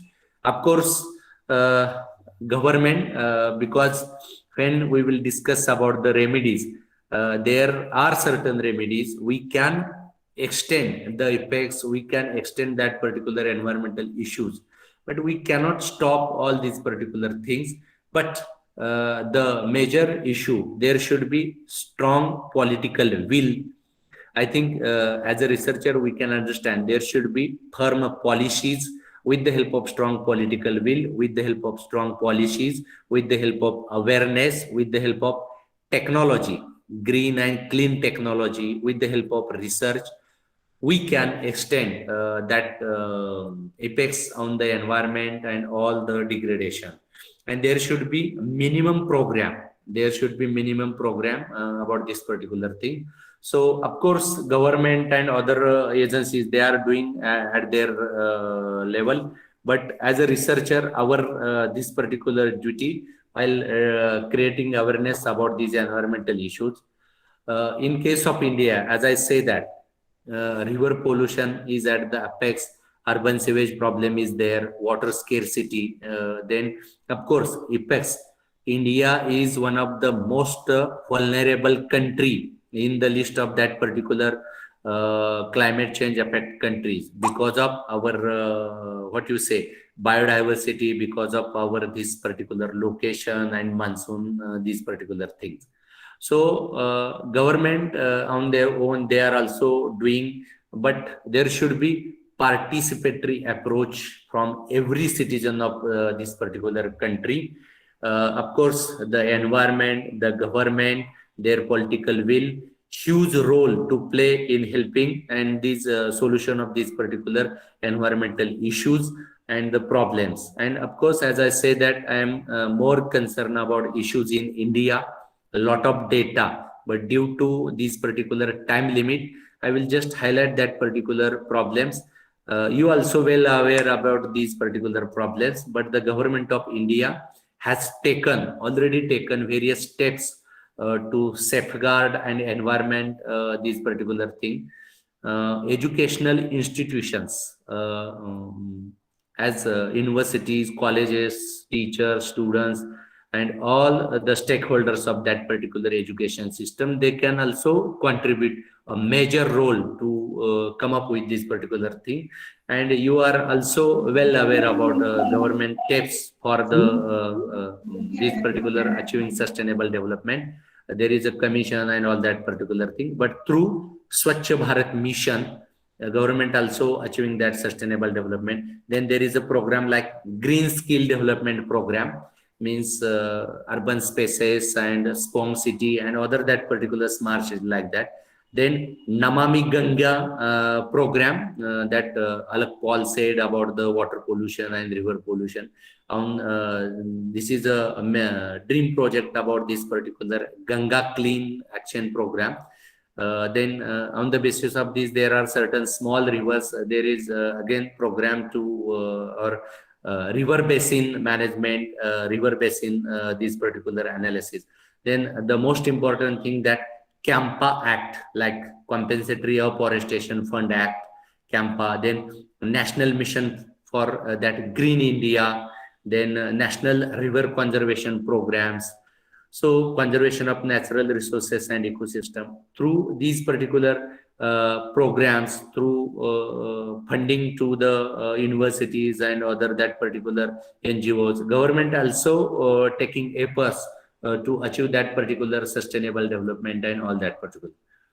My point is that sustainable development to achieve a particular sustainable or perfect sustainable development is not possible because it has its own limitations. It has its own problems. Say, for example, you might have know about the Sri Lankan food crisis and price because they because people there are misunderstanding about the concepts, misunderstanding about the indicators, and these are the practice. But in case of we are giving solutions like organic farming, because in case of India, no, agricultural practices, 60-70% water pollution, huge use of pesticides and chemical fertilizers, and so many things are there that affect the sustainable development of human health, increasing patients of cancer, and so many things are there. Even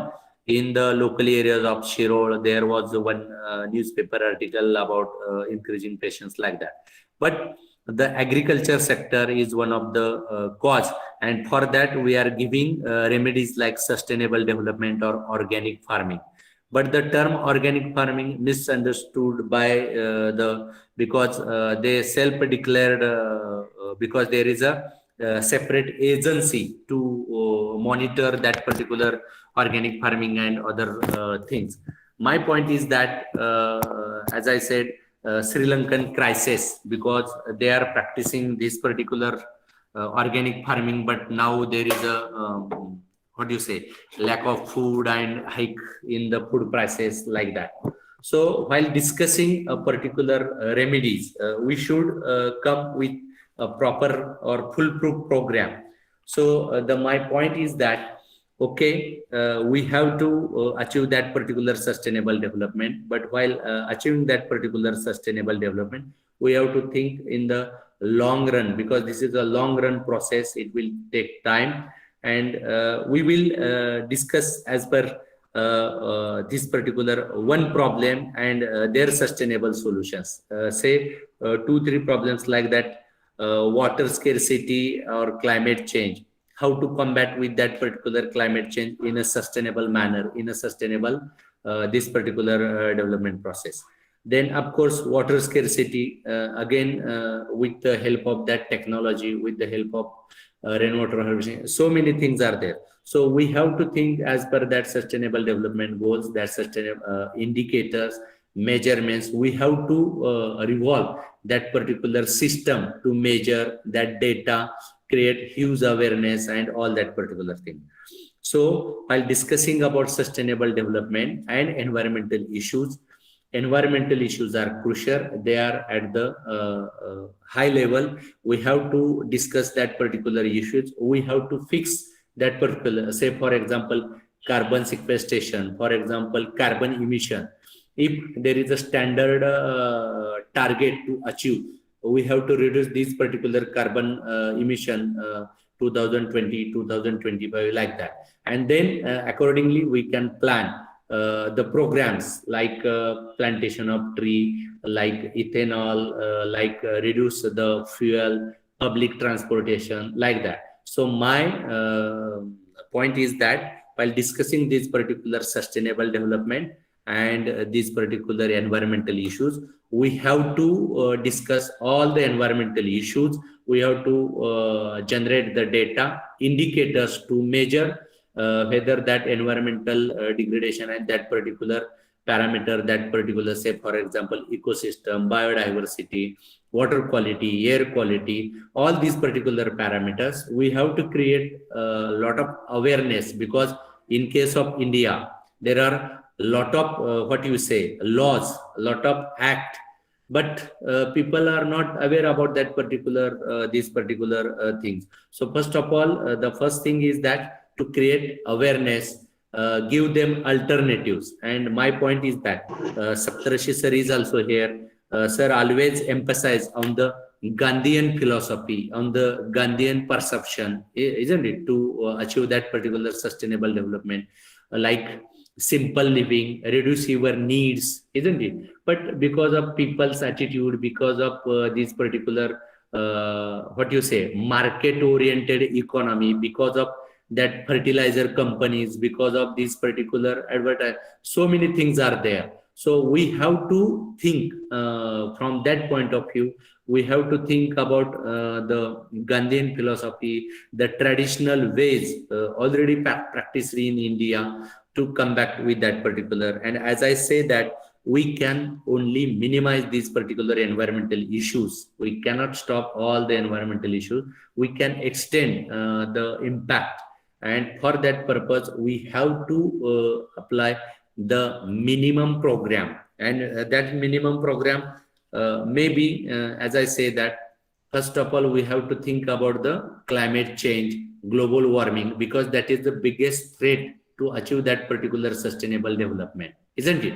And then the programs related to that create awareness and of course participatory approach, because people's participation from the civilian citizens, one can achieve greater this particular success in that particular thing. Then of course, while achieving this particular the role of technology, because technology, development of science and technology, like GIS, GPS, green technology, clean technology, of course we can achieve the success, or we can achieve that particular sustainable this particular. There are of course debate about this particular technology and that particular, but we should think about that particular thing. Then the most important thing, that think globally, act locally, and practice personally, because we are giving lectures, a lot of data on internet and so many things, but while act this personally, we should practice these particular sustainable things in our day-to-day life, right from the use of water, accepting that organic substances, then vegetables and all that particular. So the private practicing is important in case of this particular thing. Of course, as I say that the fertilizers, chemicals and all that particular, we should include the research about the changing cropping pattern, and so many things are there. Then of course about recharging and that groundwater, because water pollution, water scarcity again create environmental issues, and you know that particular cycle. So we should think, and there are certain examples from India I can quote. For example, from my university, we at least 35,000 crore liters of water, and that control the water pollution, and of course green and clean water, and healthy this particular thing. So we should think about that particular water. Then rejuvenation of rivers, because that is the major cause to this particular environmental issue. Then of course, as I say, that cropping pattern according to the changing climate, and so many things are there. So these are the certain things which we have to consider through our research paper indicators. I think my point, or my opinion is, because most of things already that Dr. Alok Paul covered, but the point is that we should understand the concept of this particular sustainable development. First of all, we have to analyze, diagnose the environmental issues in case of India, and we all are well aware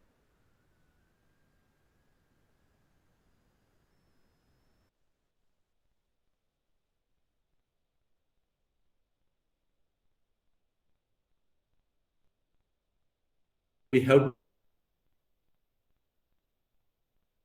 methodology. There is a solution, and as I say that our point is that we can extend that particular impact. We can reduce the severity. We cannot stop, and in a very sustainable manner. Instead of blind development, we should think about sustainable and planned development, not only in India, all over the world. I think this is what I want to say. Once again, thank you very much to all participants and convener for giving me this opportunity. And we together should think about our future generations, because UNICEF also published a report, because in our generation, we are just enjoying this particular environment.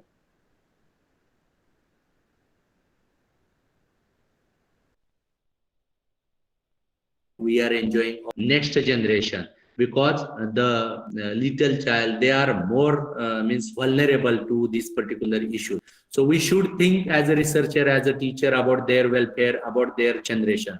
So with this word, once again, thank you very much to the organizers for this particular opportunity. Thank you, sir. Thank you, sir. Thank you, sir. You have rightly pointed out how blind development is degrading the environment. Very aptly explained the issues causing harm to environment.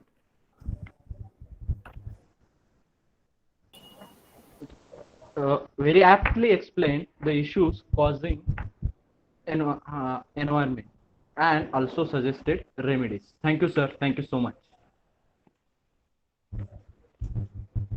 Now, I request Dr. Ratnaprabha Jadhav ma'am to express her views. Please, ma'am. Good afternoon. Sir, may I know you? Am I audible to you? Yes, yes. Is there any echo sound, sir? Hello?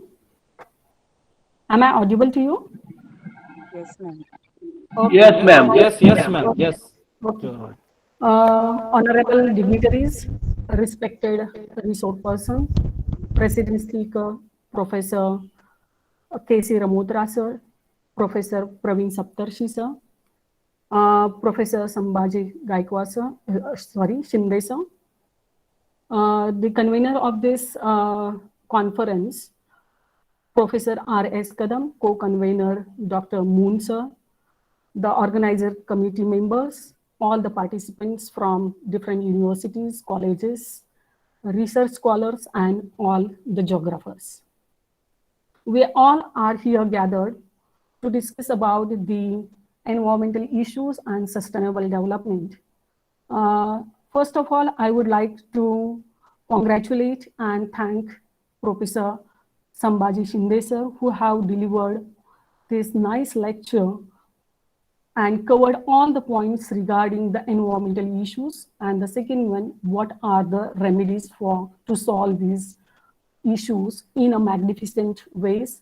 Your lecture was very thought-provoking, sir. You covered all these points and explained in detail in lucid way. And you have not explained only what are the problems or the issues and what we are facing in this pandemic situation in the local area and also at the national level, but you have also suggested so many remedies or how can we solve these problems with the help of the current or with the help of the first one, that is the green skill development. We are now listening and also acting for the Skill India. One second one, that is Atmanirbhar Bharat. And for this supporting situation, we are using the green transport, green environment, sustainable environment, all these, the green skill development and also the role of GIS and remote sensing. This is also important to solve and to understand the level and also the magnitude of environmental issues. The second one, that is the first one,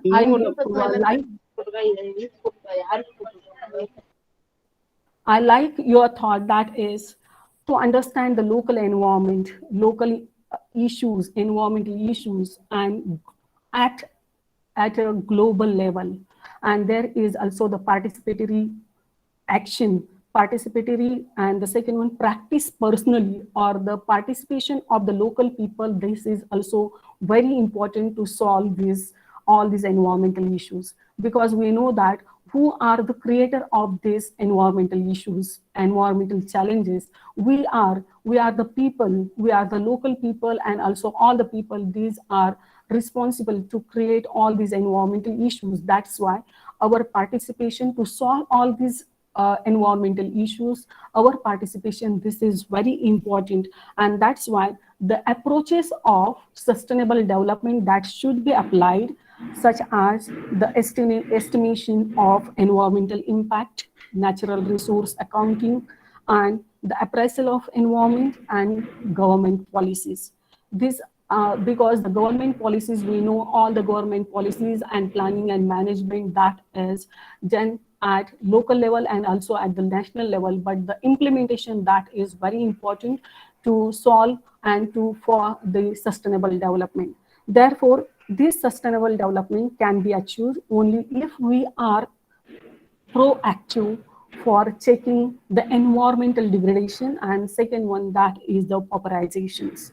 This is the triple bottom, because we can't say that is for the sustainable development we stop the economic development, but there should be the combination of all, because this is the cycle: the economic development, environmental conservation, and social equity. These are very important for the sustainable development. That's why we should follow this triple bottom line for the sustainable development and to tackle all the environmental issues.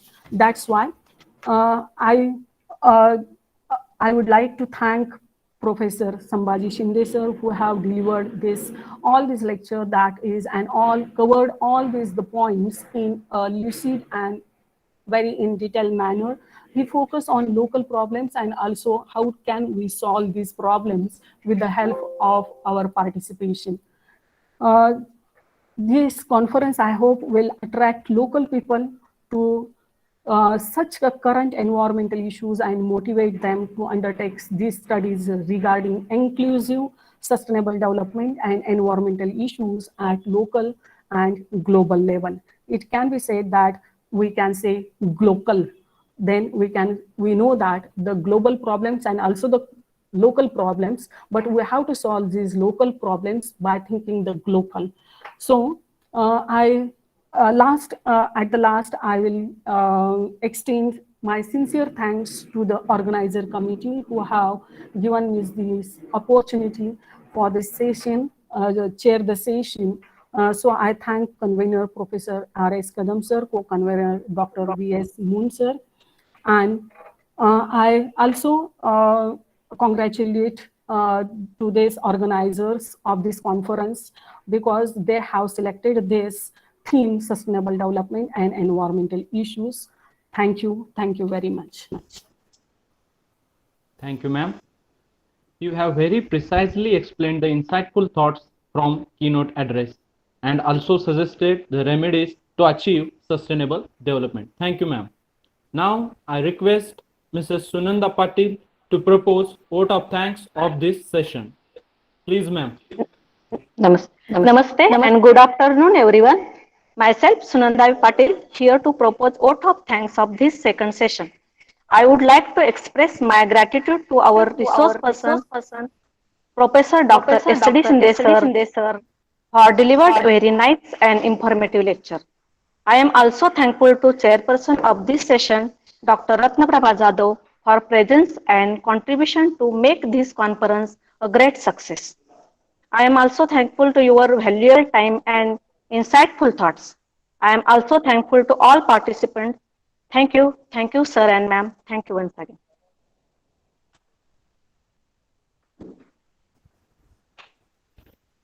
Thank you, ma'am. With this, second session ends here. Now we are moving to our third session.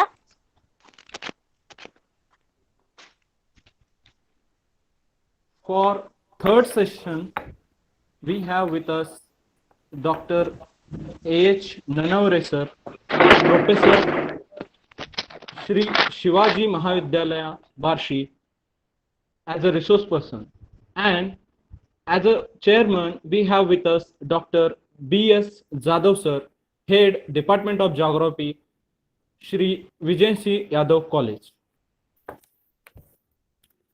I request Professor D.T. Huzre sir to introduce the resource person and chairperson of this session.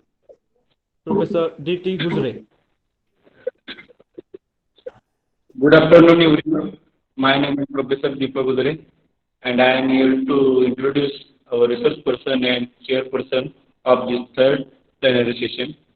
Today, resource person, Professor Dr. A.H. Nanavare, Department of Geography and Research Center, Sri Shivaji Mahavidyalaya Barshi. He has completed his MA in Geography and also MA in History, and he has completed his PhD. Professor Dr. Nanavare has a vast teaching experience of 35 years at UG courses and 15 years of post-graduation teaching. Dr. Nanavare has published 120 research papers in various national and international journals. He has published 4 books and edited 2 books. Total 7 students of Dr. Nanavare has been awarded PhD. He has attended various national and state level seminars and research person and as chairperson attended various international conferences. Dr. Nanavare has worked as a member and chairman of subcommittees of syllabus of UG and PG.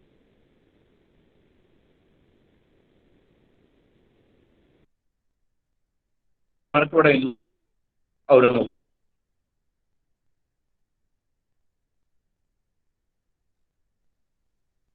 Chairperson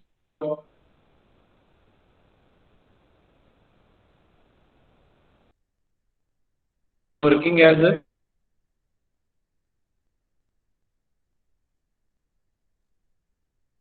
college, Vadagaon.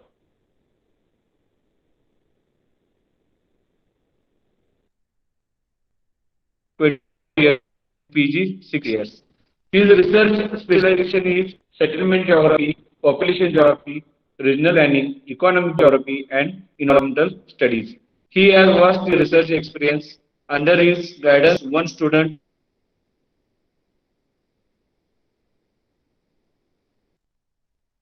and edited 1 conference and seminars.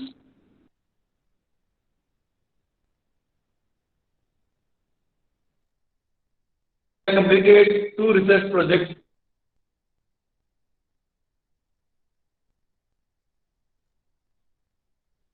such as scholar is worth us. Thank you so much. Thank you, sir. Now I request Professor Dr. H. Nanavare sir to deliver his keynote address. Dr. H. Nanavare sir.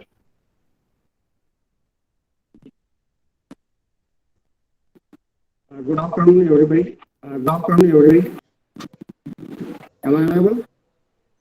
Yes, sir. You are audible. Okay.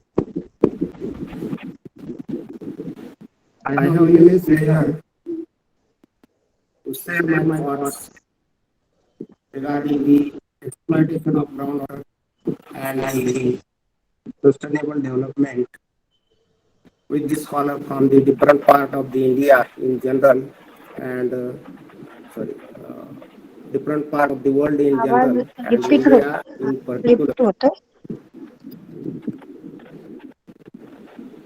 So I am grateful to the authority of Shankar Bhushan S.K. Patil Mahavidyalaya, Kurundwad, and the organizer such as convener Dr. Kadam sir and his team, Santosh Mane, and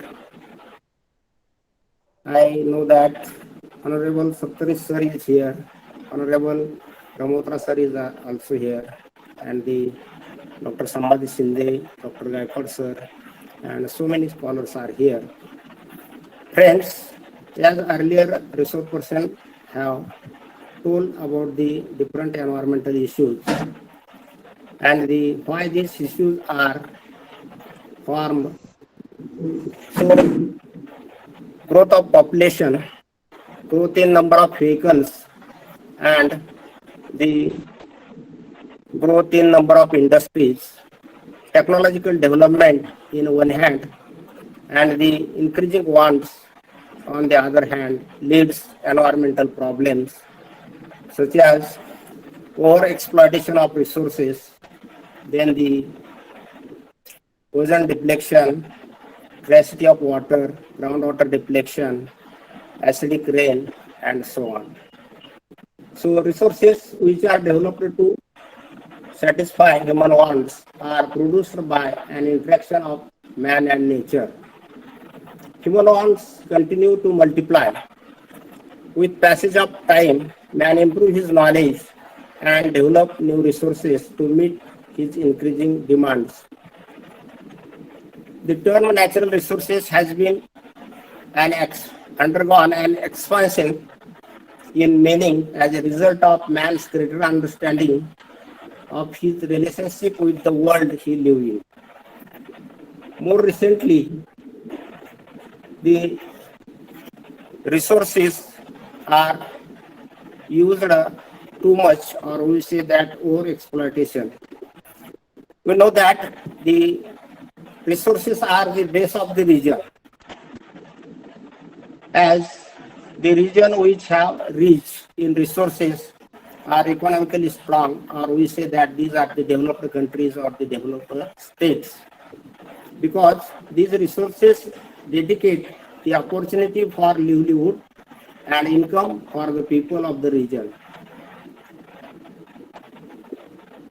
More recently, the concept of natural resource has been broadened to include total natural environment, that is the entire earth surface, because all part of the earth surface are some of use to man.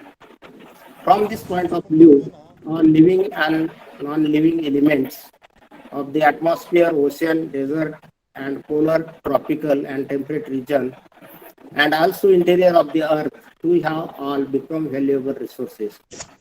And therefore, these resources are to be utilized scientifically and managed with the care to provide the necessity and comfort of the present and future generations.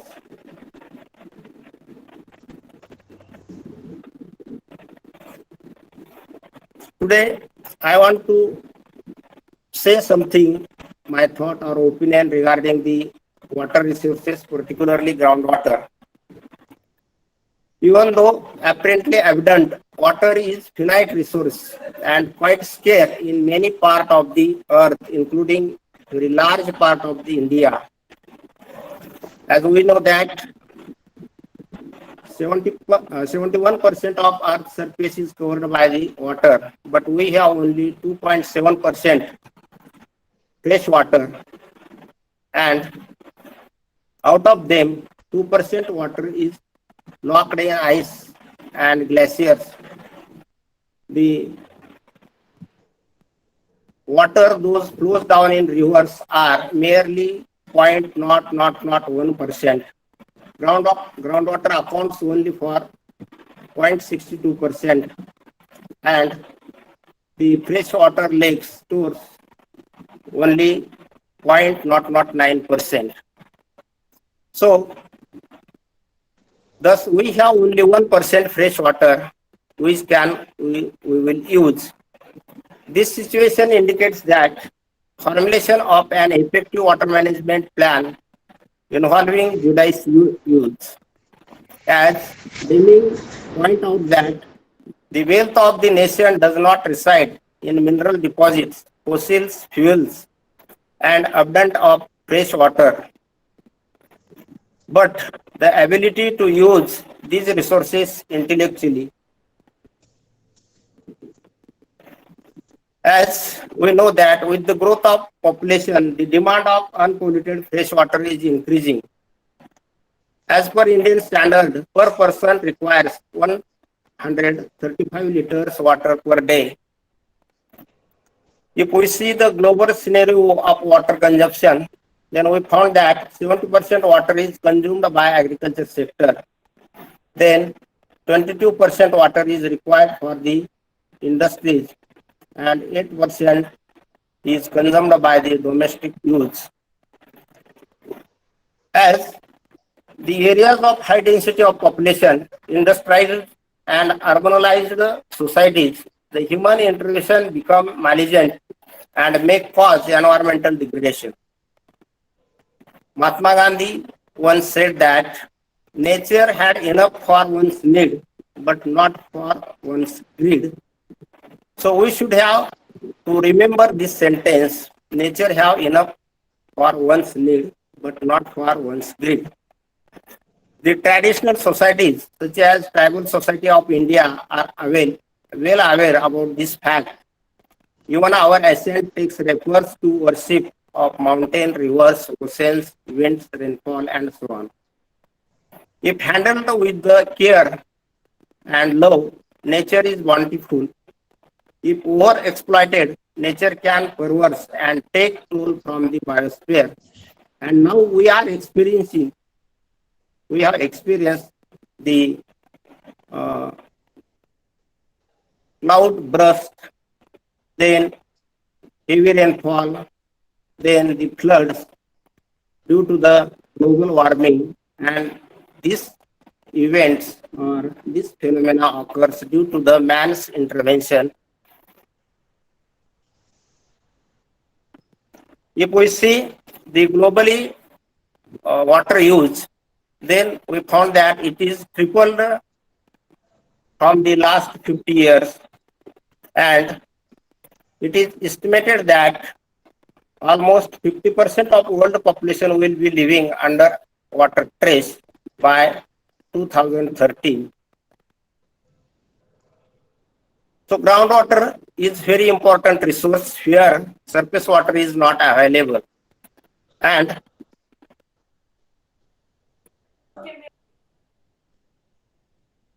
we are we are making over exploitation of the groundwater, and therefore there is a scarcity of the groundwater, or groundwater depletion is found. Groundwater depletion means the long-term decline of groundwater, and it is caused due to the sustained groundwater pumping. So, due to the depletion of groundwater, we found that wells and rivers are drying up, reduction water in the lakes, deterioration of the water quality, such as Dr. S. D. Sinde sir has earlier stated. Then increased the pumping cost. If we see the drought-prone area of the Solapur district, the depth of borewell is 1,000 or 1,200 feet, and therefore pumping cost has been too much increased. Then, due to the depletion of groundwater, the aquifer become empty, and land subsidence also observed there. If we see the global scenario, the hydrologists estimate that from 1960 to 2000, global groundwater depletion is from 126 to 283 cubic kilometer per year. And the areas are India, Pakistan, United States, and China. The rate of groundwater depletion in North China is 8.3 cubic kilometer per year during the period of 2003 to 2010. The water resources, primarily groundwater, declining greater pace, threatening the sustainability of agriculture.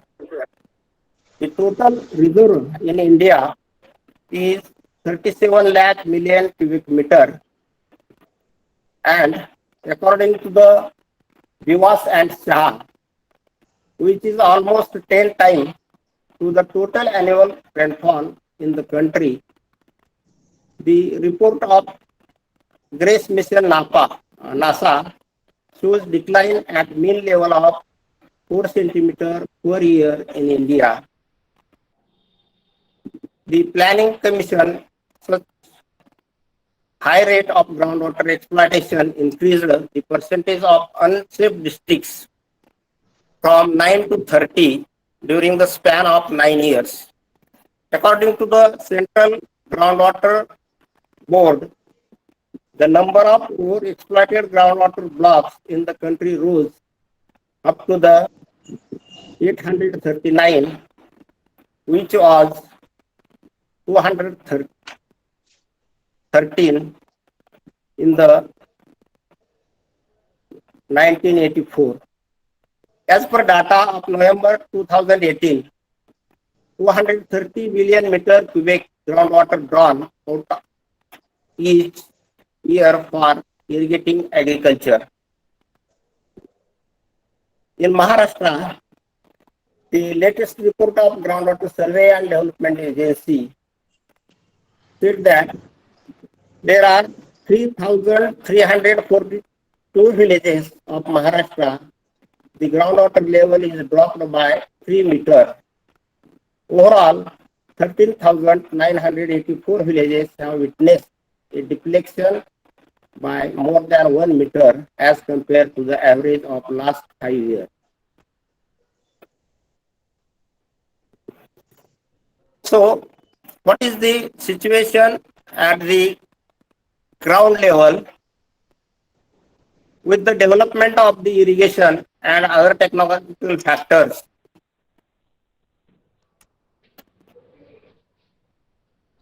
Commercial crops like sugarcane and horticulture crops are gradually occupying the land under such crops.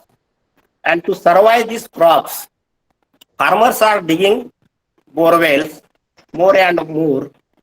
And due to the growth of bore wells, the groundwater table is depleting year by year.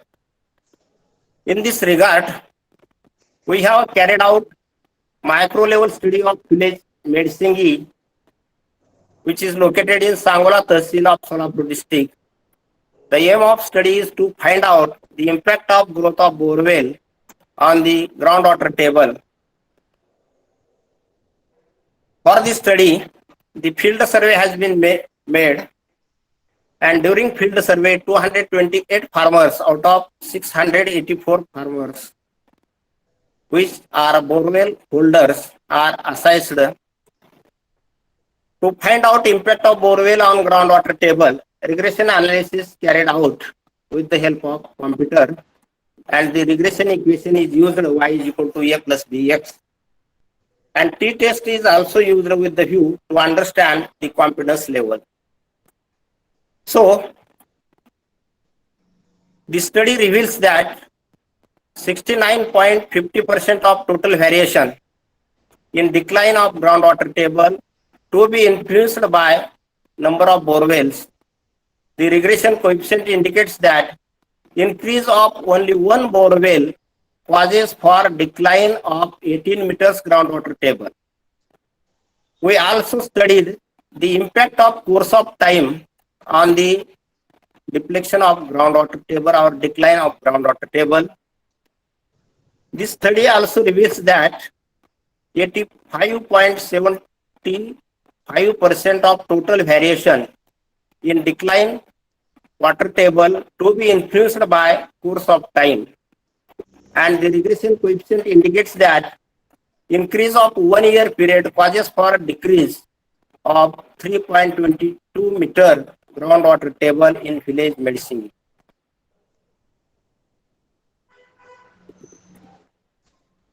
So, what is the sustainable development? We should know, or we are aware regarding this this concept.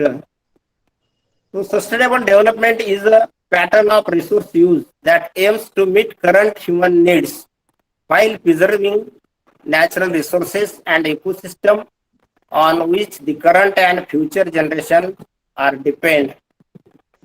But many people are forgotten that the current and future generation depends on the resources, and they are over exploiting the natural resources. So, how we can make sustainable development regarding the groundwater recharge, and how we can make sustainable development in agriculture. So my opinion is that use of flood water, we should have to use flood water in rainy season. Now we are experiencing many rivers deluge. At that time, we observe that tremendous water loss is there, and this flooded water make destruction of crops, houses, humans and animals. So my opinion is that canals should be constructed according to the slope from the river at the flood line. It means we can divert the flood water from the river to the drought prone area. We should have turned this water toward the drought prone area and fill the tanks and dams which is useful to groundwater recharge. In turn, it reduces the intensity of flood, and also we can do sustainable development. Then another my opinion is that we have to construct dam in hilly and mountainous area and bring this water through siphon in drought prone area, which save the energy resources, which is useful to reduce global warming, and this water can useful to the recharge of groundwater in the drought prone area. Then I think that there is no need of plantation. Now we are too much spent money on the plantation, but the area under vegetation or forest is not increasing. So I think that there is no need of plantation. We have just to protect the plant which grows naturally. And these plants are well sustained to climate and have the plants have drought resistance power. So another too much solutions have been given by the Dr. S.D. Sinde. Just as individuals, one of the things is that we can use less water for luxury purpose. We should reduce our use of chemicals and dispose of them properly. And more comprehensive research is very important. Research regarding the, as earlier I stated that the flood water turn toward the drought prone area or use siphon technique to brought the water from the upland area to inland area. One of the most effective to address the issue of groundwater depletion is find alternative sources of water, and the pumping of groundwater should be regulated. Recycling of urban wastewater for the irrigation is also very important. In Israel, this technique is used too much.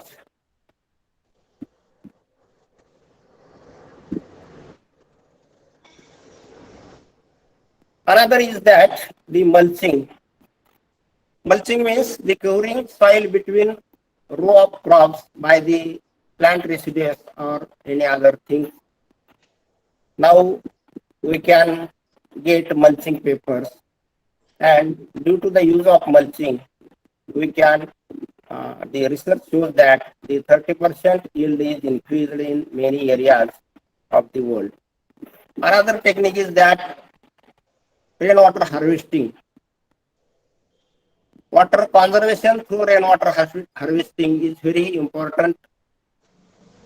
Rainwater harvesting means the gathering or accumulating and storing rainwater. The technique of rooftop rainwater harvesting is discovered by K.R. Gopinath and P. Indra Sen. The government of India has introduced this technique in social program from 1995. So, in this regard, we have also made field survey or ground level. We have seen the ground level situation, and for this study, the village Mandvi in Maisiras Tahsil of Solapur district is selected. The objective of this study is to find out annual rooftop rainwater harvesting potentiality. During the field survey,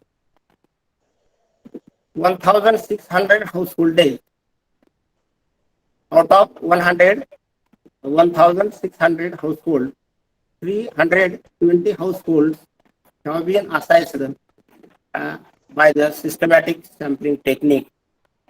PK and Gully's formula is applied for the annual rooftop rainwater, calculate rooftop rainwater potentiality.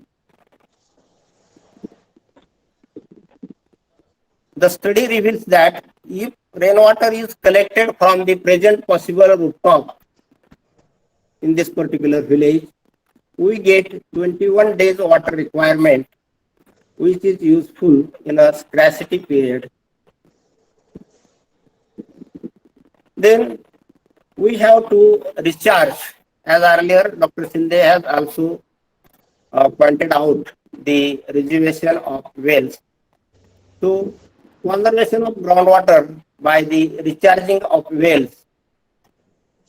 Recharging of well is useful to increase groundwater.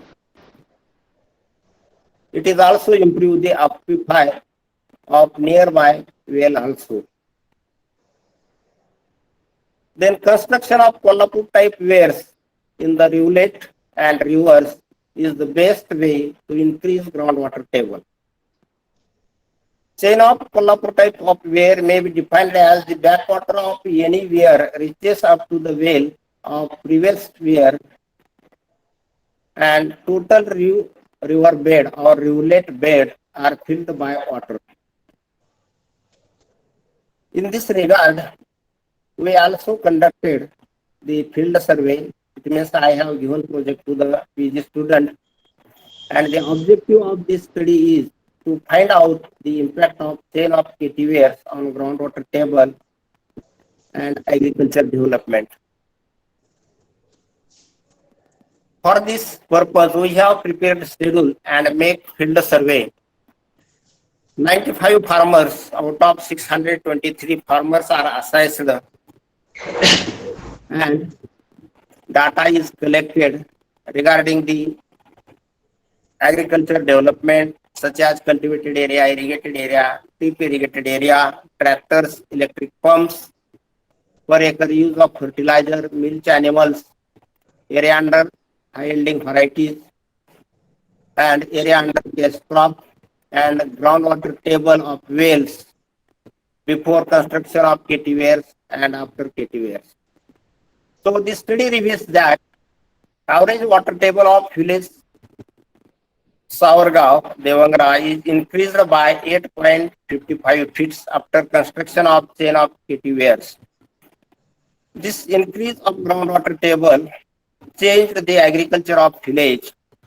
The cultivated area is increased by 5.4% and irrigated area is increased by 22.75% in this village. So,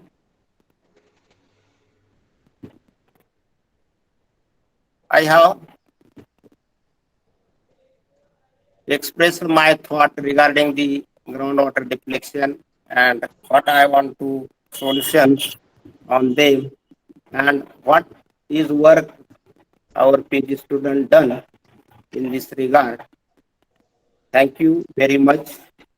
I again thank to the authority of Shankar Bhushan SK Patil Mahavidyalaya and Santosh Mani. Thank you very much. Thank you, sir. You have very aptly elaborated the importance of natural resources and how the natural resources should be utilized, especially the water. I'm sure your insightful thoughts will be helpful to our participants. Thank you, sir. Thank you so much.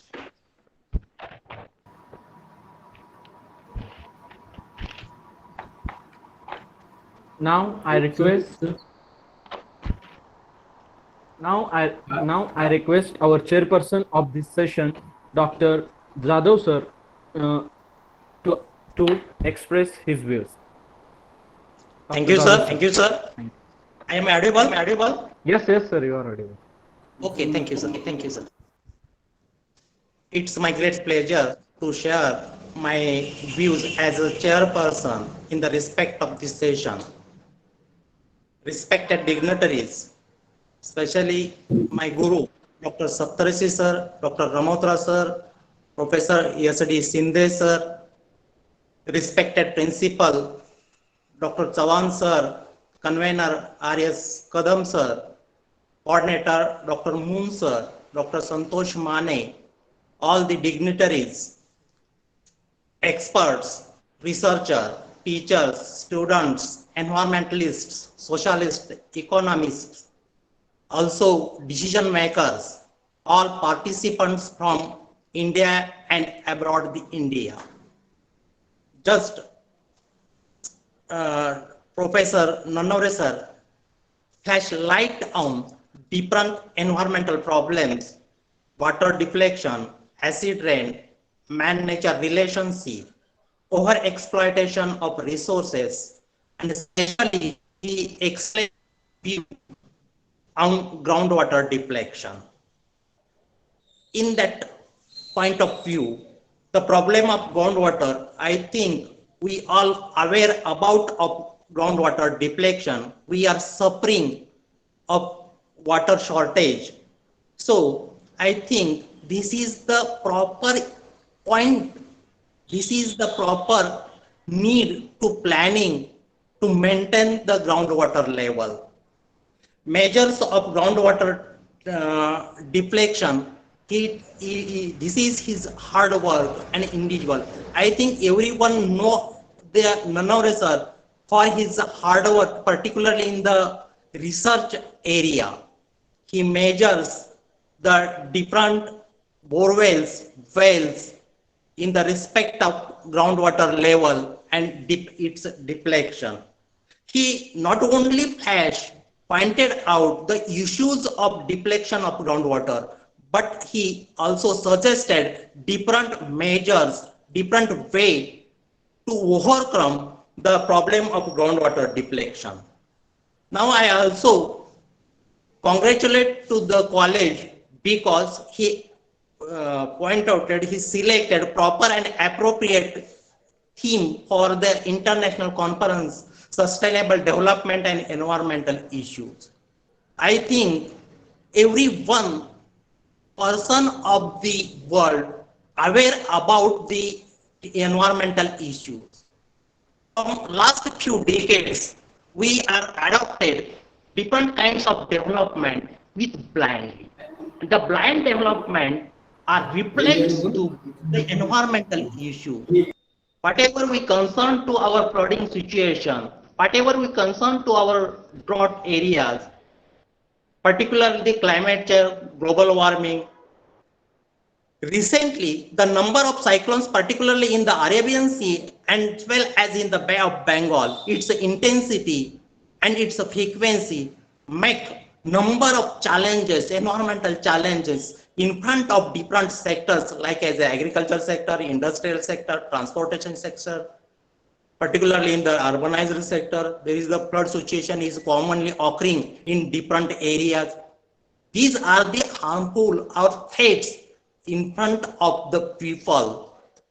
Though I would like to say that every person should know the environment, how environment make friendly with all our development, and that is the sustainable development. We need a sustainable development. So once again, I congratulate this college and organizing committee choose the proper and appropriate theme for the discussion. I also present my deep gratitude towards the organization committee, particularly R.S. Kadam, Dr. Moon sir, and the principal who gives me the opportunity to present my views in that discussion. Thank you very much. Thank you, sir. Thank you, sir. Thank you, sir. You have rightly mentioned your findings from keynote address. You are right, sir. Every person should individually practice sustainable development. Thank you, sir. Now it's time to thank our resource person and chairperson of this session. I request Professor P.A. Hulwan, sir, to propose vote of thanks for this session. Professor P.A. Hulwan, sir. Thank you, sir. I, on behalf of organizer and on my behalf, extend a very hearty vote of thanks to both Dr. A. H. Nanore sir and Dr. B. S. Jadhav sir for raising your important knowledge and sharing with your findings and opinions. Thank you. Thank you, sir.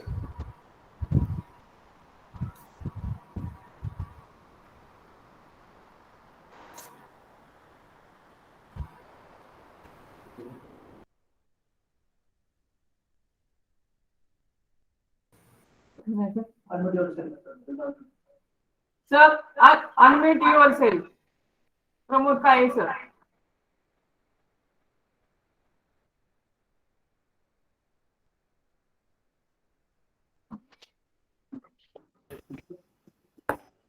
Okay. Now the final plenary session. For this session, we have with us Dr. Muhammad Yasir, School of Geosciences, Qingdao, China, China University of Petroleum, as a resource person. And as a chairman for this session, we have Dr. M.S. Dabade, Head Department of Commerce, Sahkar Bhushan, S.K. Patil College. May I request Professor Udayagiri Goswami to introduce our resource person and chairperson of this session. Professor Udayagiri Goswami.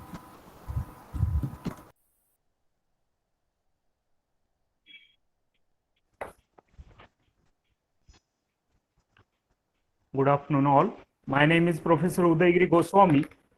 I once again welcome you all for this fourth and final plenary session of this conference.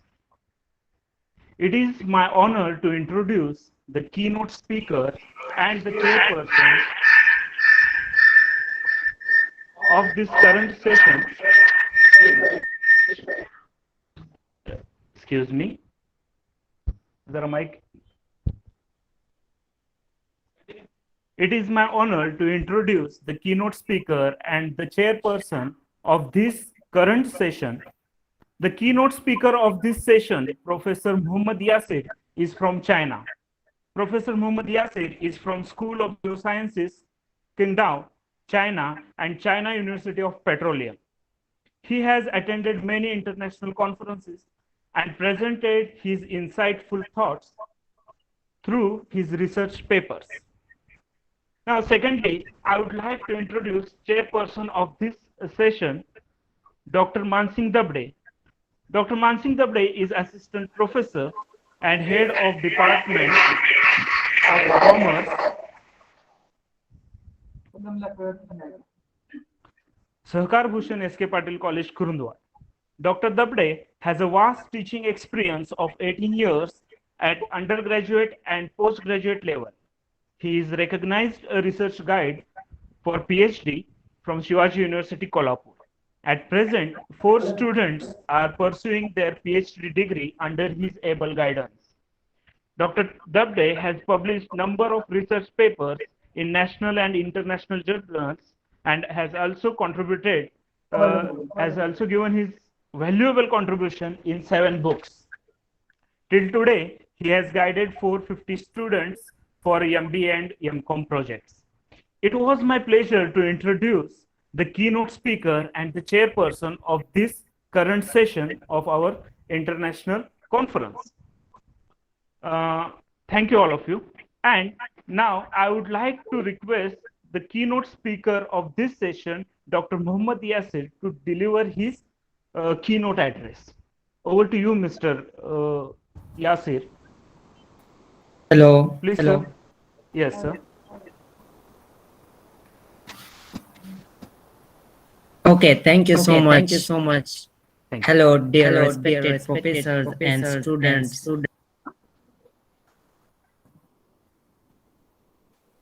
I'm sharing my screen to present my paper. Muhammad Yasir sir, open your video. Okay, okay.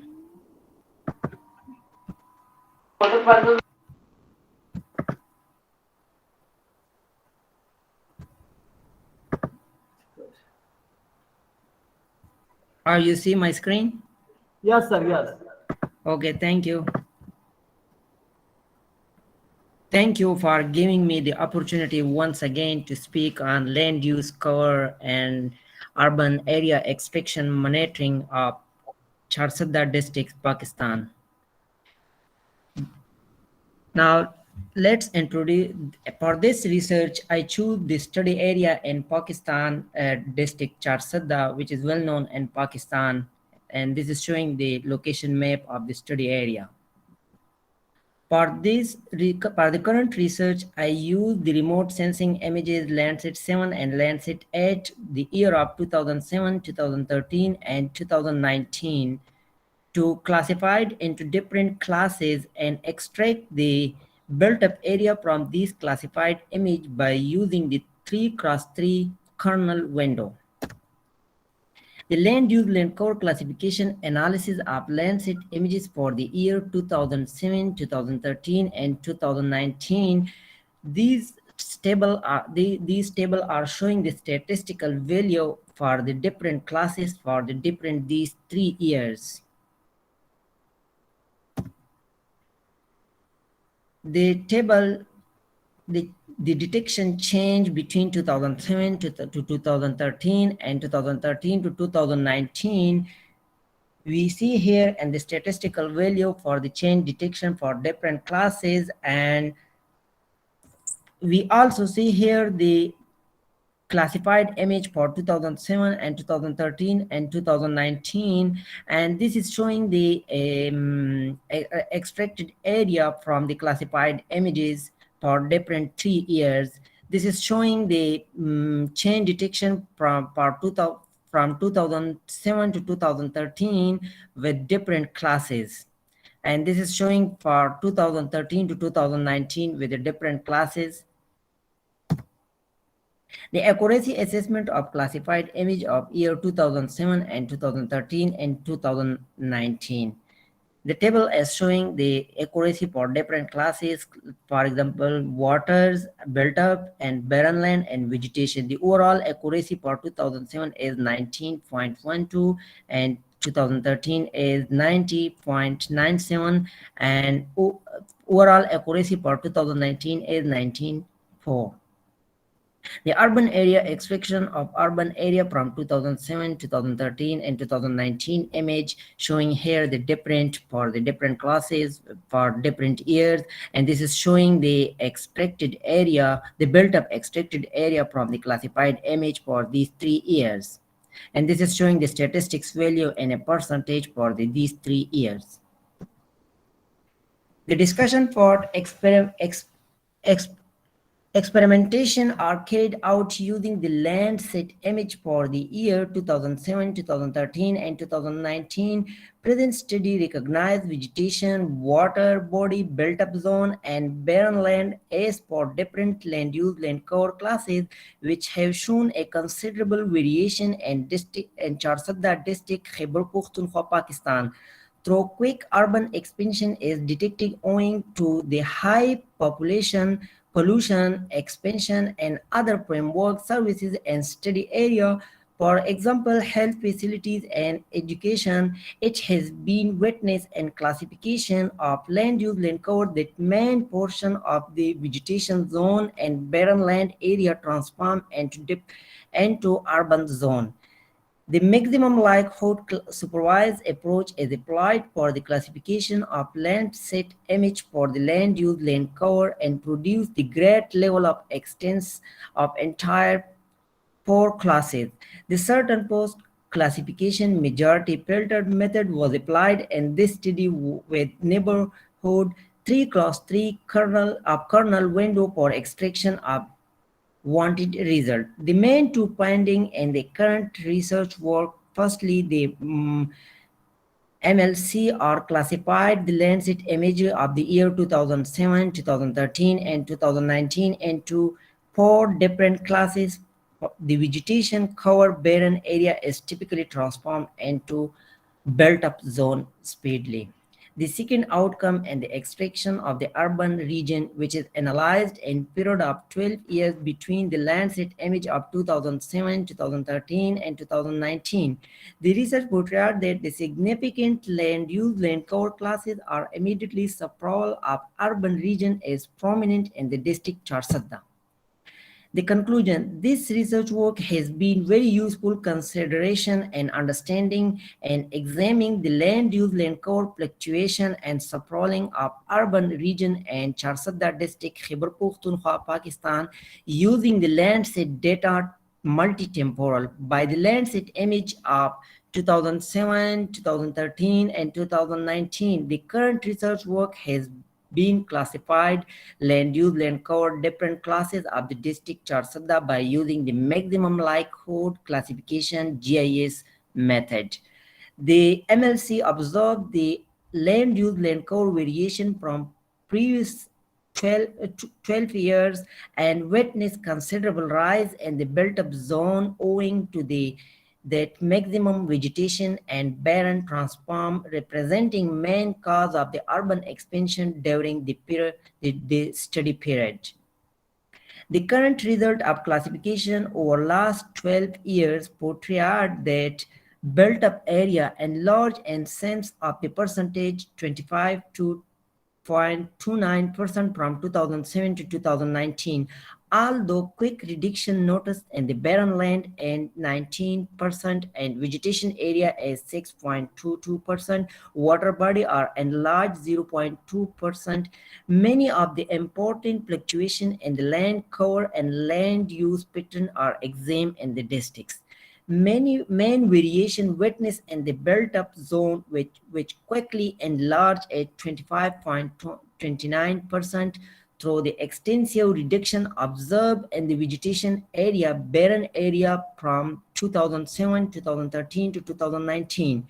Growing of pollution density and infrastructure were two main aspects which carrying quick urban expansion at the entire of the district compacted urban improvement and its instant venicity. The expansion of the urban is distributed in the city border and will think in the city center and the city boundary pronounce the urban expansion shape of the city. This study witnessed important fluctuation in land use and land cover pattern in the district Charsadda. The present study outcome have over the practical and methodological uses for the research work ought to be carried out on the whole district of Charsadda and to research work on the social, economic, and environmental property of urban sprawl. This future research will help us for better arrangement of urban sprawl and progression of an environmental sound district in Khyber Pakhtunkhwa province, Pakistan. Thank you for your attention. You are welcome to ask any question. These are the references.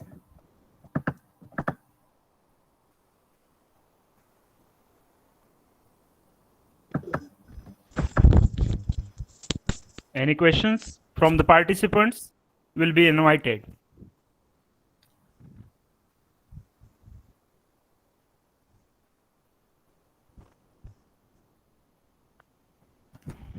I think there are no questions related Next, to... No question, sir. No question. Next. Okay, sir. Okay, sir. So, I thank you, Mohammad Yasir, sir. I thank you, Dr. Mohammad Yasir, sir, for his insightful address, keynote address. And now, I request the chairperson of this current session, Dr. Mansingh Dabde, sir, to address the conference.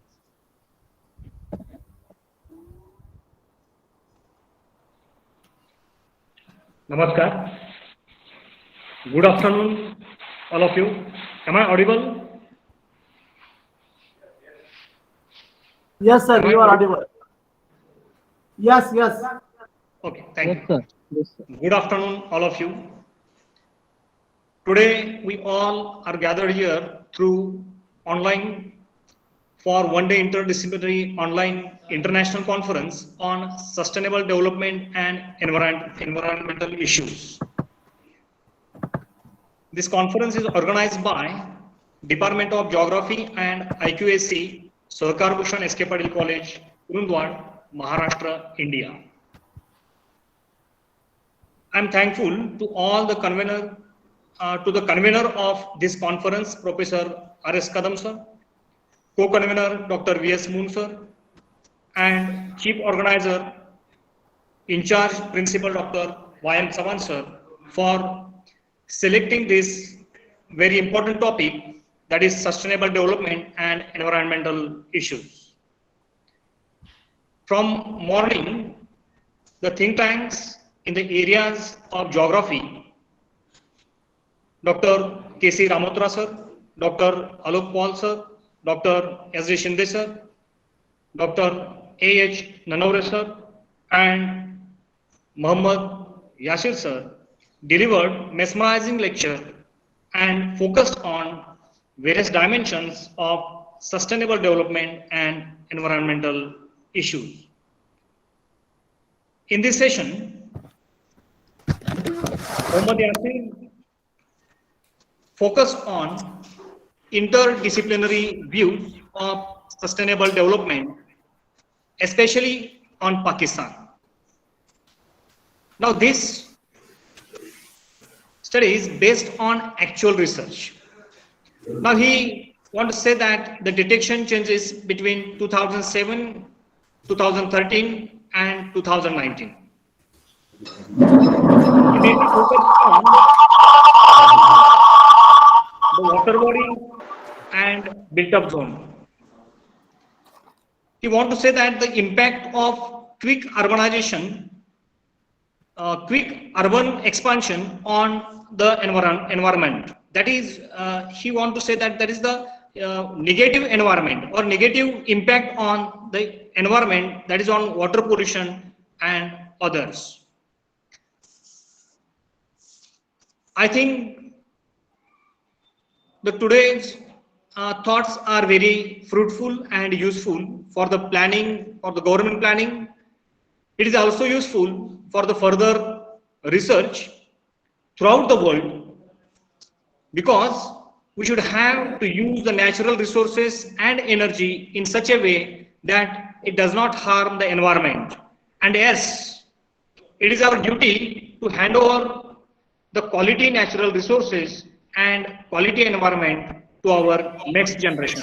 Thank you. Thank you for the organizers for giving me an opportunity. Thank you. Thank you very much.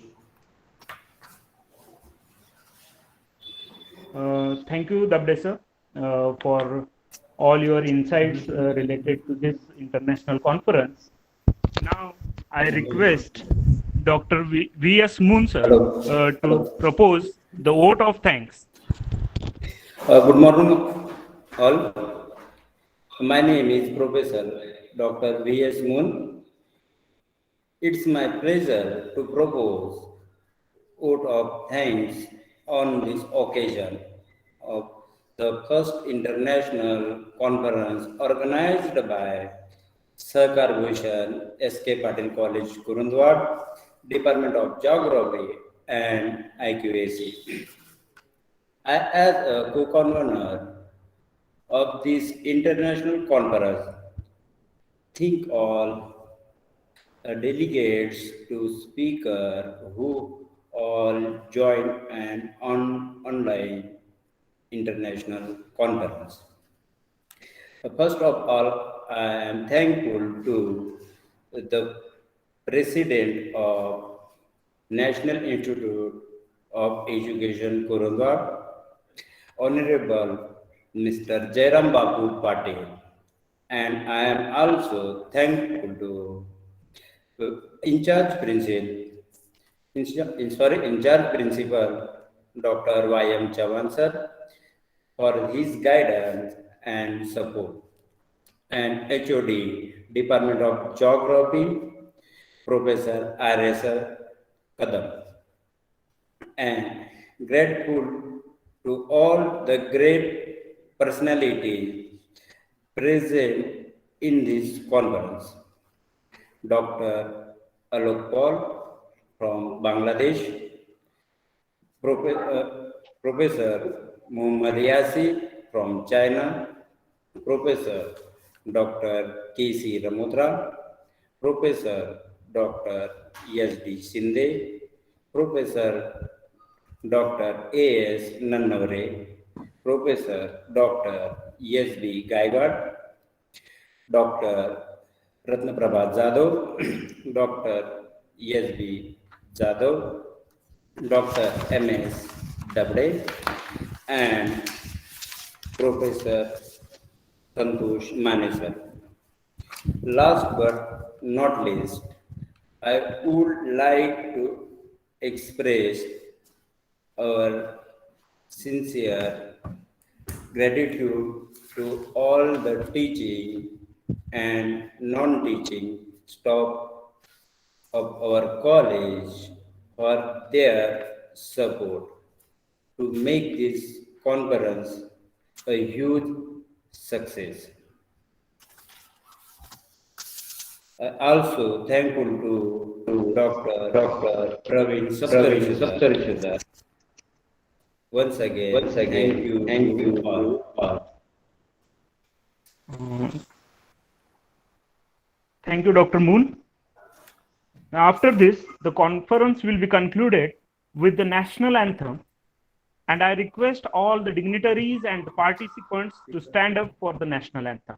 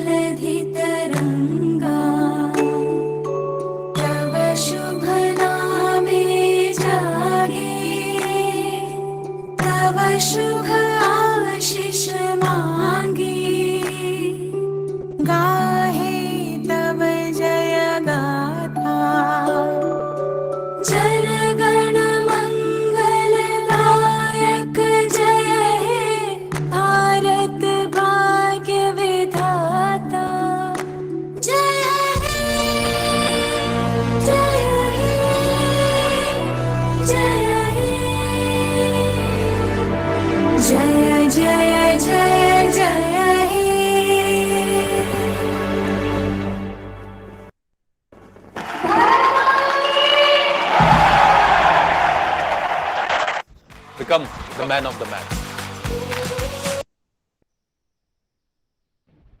Thank you, one and all. I declare this conference as over, and you may disconnect now. Okay.